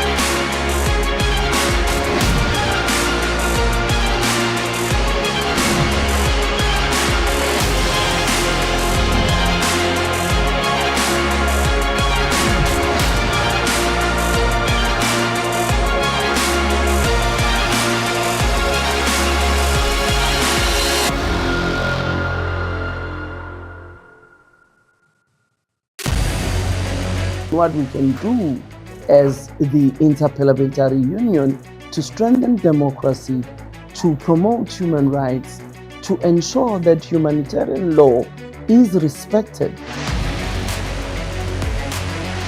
UN Security Council needs a makeover, a comprehensive reform, and India deserves a position there, a role there. Prime Minister Modi during Operation Sindoor made it amply clear that war has never been India's choice. We are with the side of peace. We are neither neutral nor indifferent. We are with peace. we would have dealt with US a whole lot on trade and those kinds of things, and that's not as certain these days. So we have to go back and look at our European partners, our Asian partners.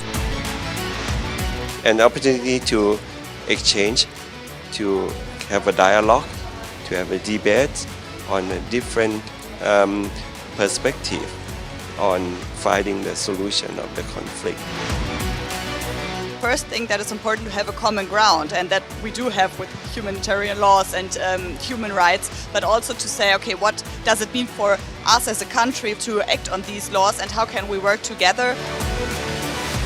When we realize that there's something wrong with democracy, the institutions and policies, values come together and we take stock, and it's possible then to improve and chart a new course for democracy. It's the people's right to self-determination, and if they want to be independent, they should be independent. We will not start a war against Greenland.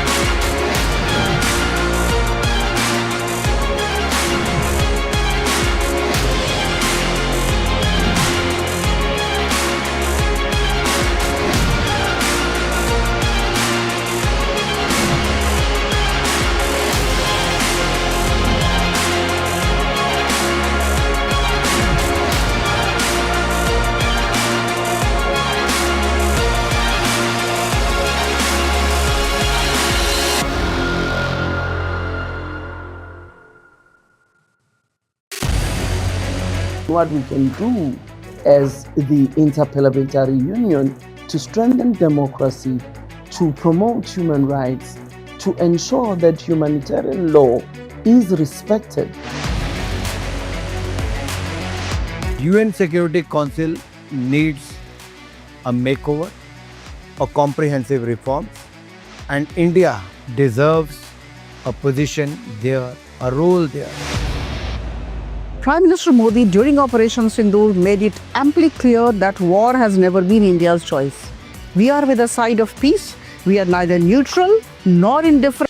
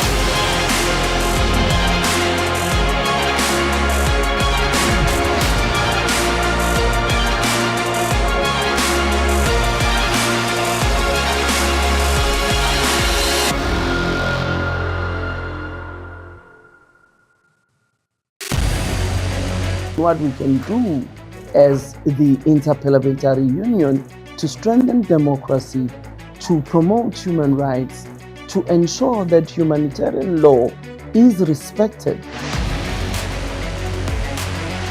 UN Security Council needs a makeover, a comprehensive reform, and India deserves a position there, a role there. Prime Minister Modi during Operation Sindoor made it amply clear that war has never been India's choice. We are with the side of peace. We are neither neutral nor indifferent. We are with peace. We would have dealt with US a whole lot on trade and those kinds of things, and that's not as certain these days. So we have to go back and look at our European partners, our Asian partners. An opportunity to exchange, to have a dialogue, to have a debate on a different perspective on finding the solution of the conflict. First thing that is important to have a common ground, and that we do have with humanitarian laws and human rights, but also to say, okay, what does it mean for us as a country to act on these laws, and how can we work together? When we realize that there's something wrong with democracy, the institutions and policies, values come together and we take stock, and it's possible then to improve and chart a new course for democracy. It's the people's right to self-determination, and if they want to be independent, they should be independent. We will not start a war against Greenland.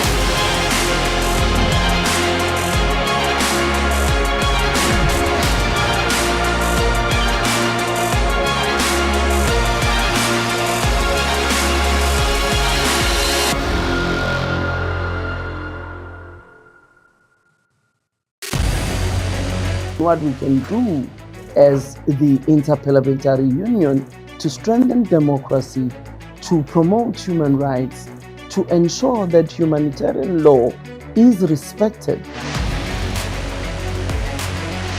UN Security Council needs a makeover, a comprehensive reform, and India deserves a position there, a role there.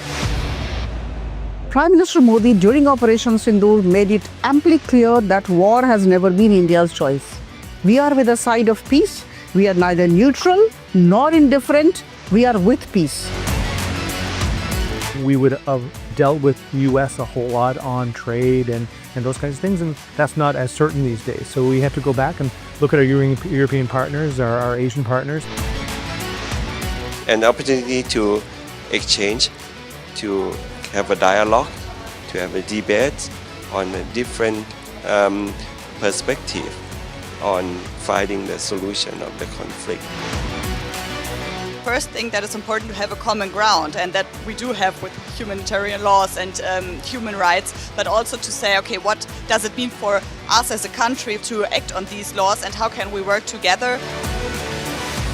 When we realize that there's something wrong with democracy, the institutions and policies, values come together and we take stock, and it's possible then to improve and chart a new course for democracy.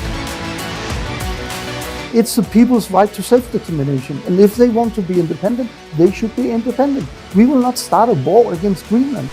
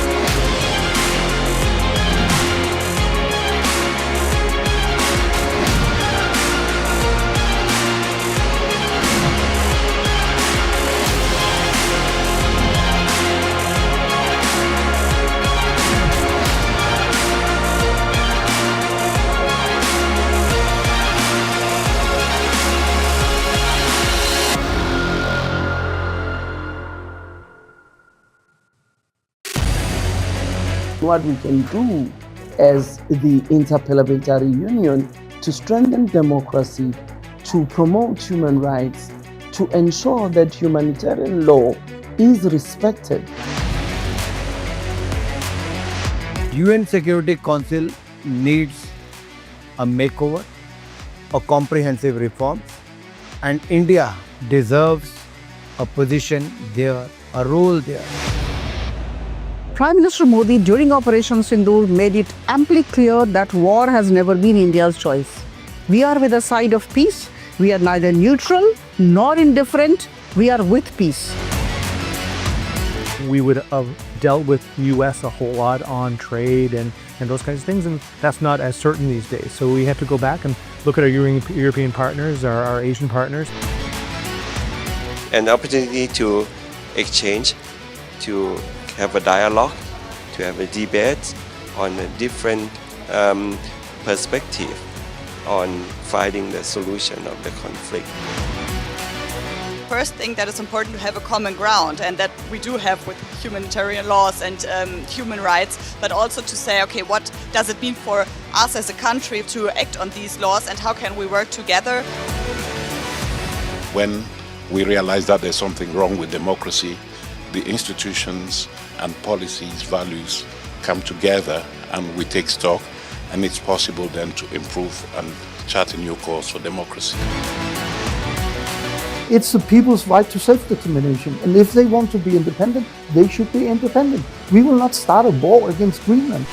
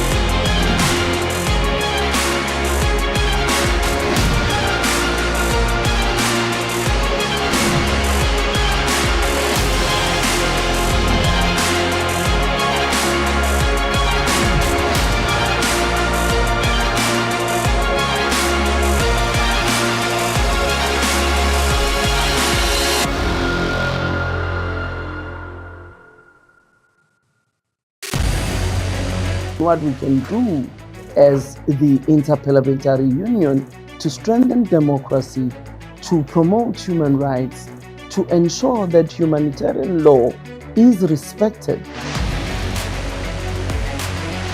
UN Security Council needs a makeover, a comprehensive reform, and India deserves a position there, a role there.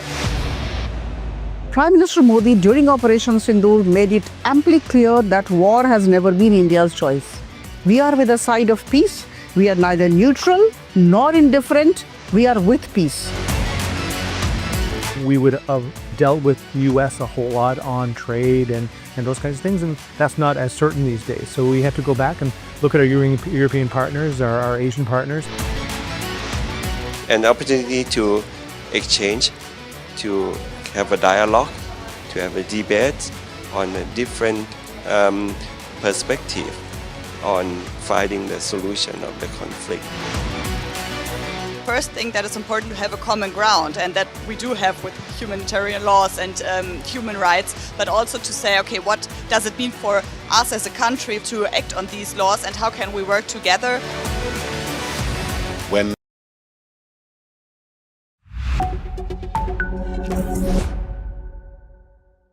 Let me invite on the NXT podium Mr. S.K. Pandey, Deputy Director General of the Aadhaar Services Division of the NIC, that is one of the fulcrum agencies that has made all of this possible. He's joined by Professor Omar Bezbez. He's Director AI and Business Initiative at the Columbia Business School, and my colleague and senior editor, Devika Chopra, will be moderating the session. Gentlemen.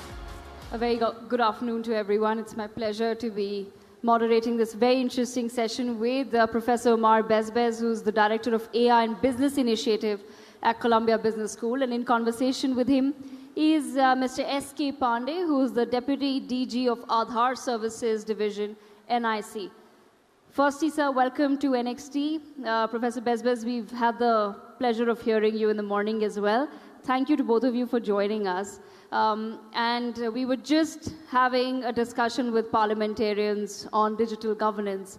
But here are two individuals who actually work on the technology, on the policy, and on explaining to government what really needs to be done. So a very important conversation. Let me begin with Mr. S.K. Pandey. Mr. Pandey, when we talk about Aadhaar as a concept, sir, over 1.4 billion Aadhaar cards issued in India, is that correct? That's a Herculean task. That's a gigantic number. What does this milestone truly indicate as far as digital governance is concerned? Actually, in India, we are having a 12-digit number, Aadhaar card, and it is started way back in 2008. But in India, what is there, that Aadhaar is the digital identity of a person. I mean, that all your biometric, your face ID, and as well as your address, it is basically represented by this 12-digit number. So what is there, actually, just in my previous session, it was already discussed that how the digital infrastructure is being created and it is in progress in India. So Aadhaar is basically one of the major milestones to deliver the services. For example, I'm giving you one example. I'm looking after the Aadhaar system division. So previously there was, as you are aware, many government servants have been retired and they have to give a life certificate annually so that they can get their benefit, their pensions regularly in their account. So previously what was there, people has to personally visit a bank branch or their pension disbursing authority to submit that life certificate. Obviously they are old and India is a big country and there are many unreachable places. People are living, someone is living, they are basically from a remote area, but right now they are living in Delhi. So obviously they will have to go to their native place. So recently it has changed. We have all that now. You have to submit your Aadhaar number and it using the face auth, it automatically identifies whether you are the same person, or you can give your life certificate using biometric. The transfer directly transferred to your pension disbursing authority, and you need not to visit any bank, you need not to visit any pension disbursing authority, and it automatically, no need to stand in queue. And obviously, because previously it was manual process, now it is completely digitalized. So using this type of service, this type of system, we can deliver the government services to the citizen easily. And that's where the intersection of social justice comes, Professor Bezbez, as far as digital governance is concerned. Because more than just technology, we do want to ensure that digital governance and everything under that reaches the last mile. And India is a fantastic example of how that works. I just want to quickly get in your thoughts as well. When we talk about certain specific models of digital governance, what really stands out to you? So indeed, I mean, one thing that the question that one wants to ask themselves is, what does digital governance allow to do that we couldn't do before? And indeed, this was a great example, but then we can go the next step. How can this help in terms of financial inclusion? How can we help people get loans that they wouldn't be able to get otherwise? And that's the power, in some sense, of digital governance. And I want to highlight that, there's digital governance in the public sector, but in the private sector as well. I mean, one area that I've been researching quite a lot is e-commerce. How can people transact online? And in a way there's a lot of innovations that have to come into play in how do you bring strangers to be able to transact. And an important component there is trust. How do you build trust?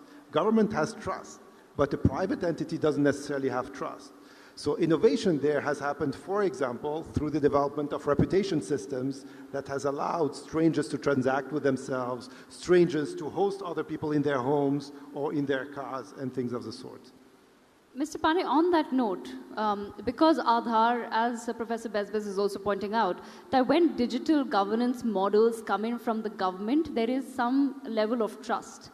But as far as Aadhaar or other services are concerned, I want to understand from you, it was launched in 2008, it's been very successful, but if we were to talk about the next steps, is there something that is being planned as far as public-private partnership in digital governance is concerned? As Professor Bezbez was also pointing out, that the private sector is somewhere that digital governance is also very relevant.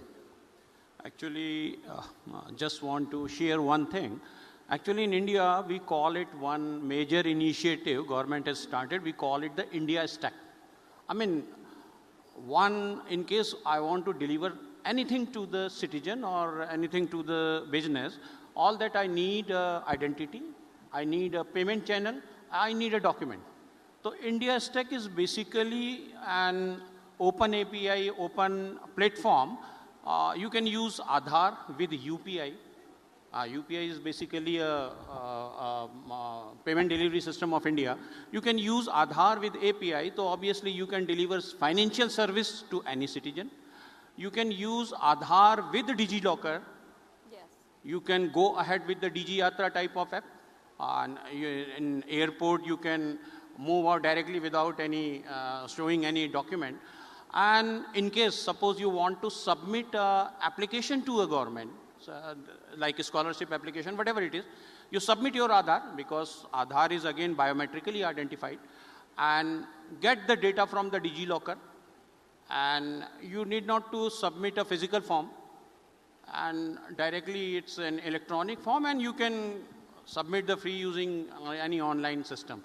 So using these three systems, even I think one more thing, I'm giving you one more example. Right now, all the players like telecom players, Airtel and Jio, they are not doing any physical eKYC. They all are doing the authentication using Aadhaar. Yes. So that's an example how we are using the government ecosystem for the private.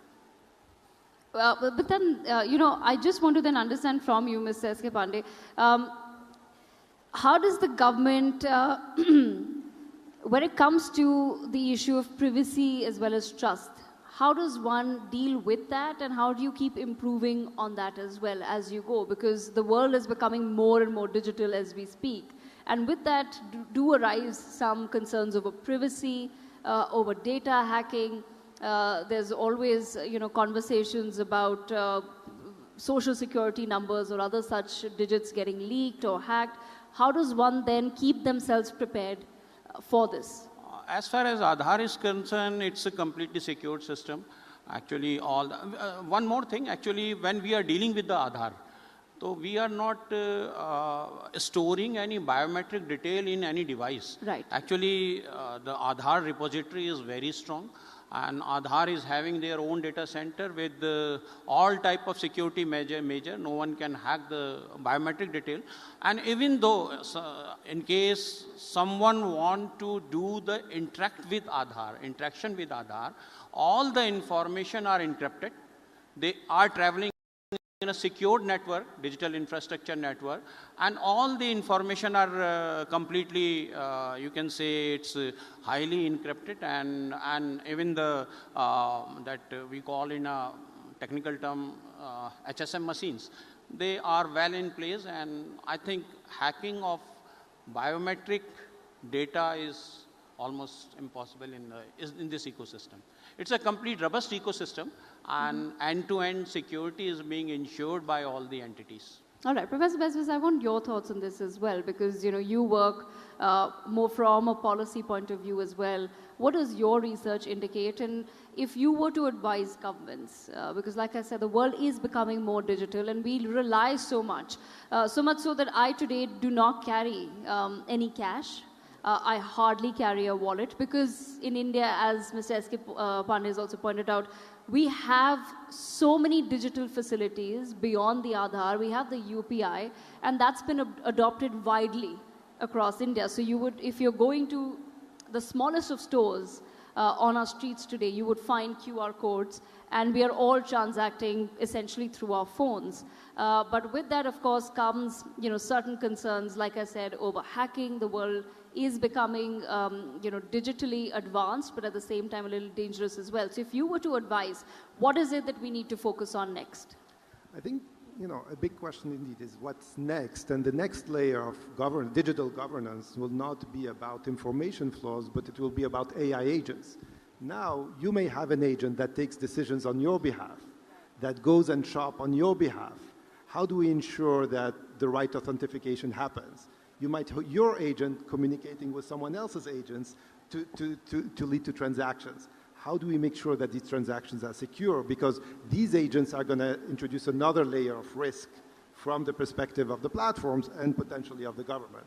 So the question is, how do you prepare for this new governance layer when it's not anymore individuals who interact with each other, but rather agents that interact on behalf of individuals? That's a very excellent point. Mr. Pandey, I want to understand then from your perspective, when we talk about the integration of AI into the world, your thoughts on the same. How is the government preparing on how to deal with AI agents coming up? And is AI being used towards creating certain newer forms of digital governance as well? Is there any sort of AI integration that's taking place? Yeah, there are many applications where government is using AI. It's like you can say in India, almost all the portals, I'm giving you an example. I think you must have the word the Bhashani. Yes, Bhashani AI. Yeah, Bhashani. Yes. It's a Government of India initiative. Actually, rather than LLM models, it focuses mostly in the Indian context. The problem sometimes, in case we are using the Google or some other large level LLM model, so what happens, they just translate in context of their own language. And in India, many local languages are there. So Bhashani is a very good example how we are using the AI-based system in government. And because in India, large number of population live in the rural area. So almost now we are trying to get enabled the Bhashani, that our translation system in our apps, so that in case, obviously it's, you can say it will bring bridge between digital divide. Right now, what happened, many times people are not familiar with English. So that's the problem. They are not able to use the app correctly. So we are using Bhashani, and there are other apps, other AI models also government is exploring to give the citizen. But Mr. S.C. Pandey, what's astonishing truly about India is the fact that we've had such a rapid adoption of digital services, and that's truly a remarkable story and a remarkable journey. What is it that other countries can perhaps, or what would you advise other countries and governments in terms of how do you get people to adopt technology quickly and get them to trust that technology as well? The reason why all of us have an Aadhaar, I have a digital Aadhaar, I have DigiLocker, I have DigiYatra, I have UPI, I have all of it in my phone, and I can't operate without it. I solely depend on all of these applications, government applications. How does one build that trust? And at the same time, what would you suggest other countries can perhaps learn from us in terms of getting people on board? You see, for the countries like India, first of all, an ecosystem like Aadhaar, an ecosystem like UPI. I told you now, actually, in case you want to deliver something to the citizen, obviously you only need three things. First, how to identify the citizen. So in case you have that biometric or digital identity system, obviously it will be a gold record for the citizen to deliver the service. Next thing is the delivery of services. So DBT is there, as in earlier session they have briefed about the DBT. And one more thing, in India we have integrated Aadhaar into our banking system also. so that suppose I want to deliver some sort of the payment or some sort of in-kind service to you or to somebody else whose Aadhaar is seeded in our system, who is my beneficiary, I can directly transfer that money to his account. And his account is again verified by the same Aadhaar number. So obviously the leakage of the money will not be there. So what I feel, for any country who is having a large population base, they want to deliver the services to the citizen, they must have some sort of the digital ecosystem, identification system like Aadhaar, and payment system like UPI, and obviously third one I told you, the DigiLocker. Yes, Professor Bezbez, I'll leave the last word with you as we wrap up. I want to understand from your perspective as well, the same thing, how do governments then focus on building trust but also getting people onboarded? Because a lot of people want to study the India stack, as Sir was pointing out, and the fact that we've been so quick at the digital adoption for a country where a lot of people feel, oh, India does not have the greatest literacy numbers.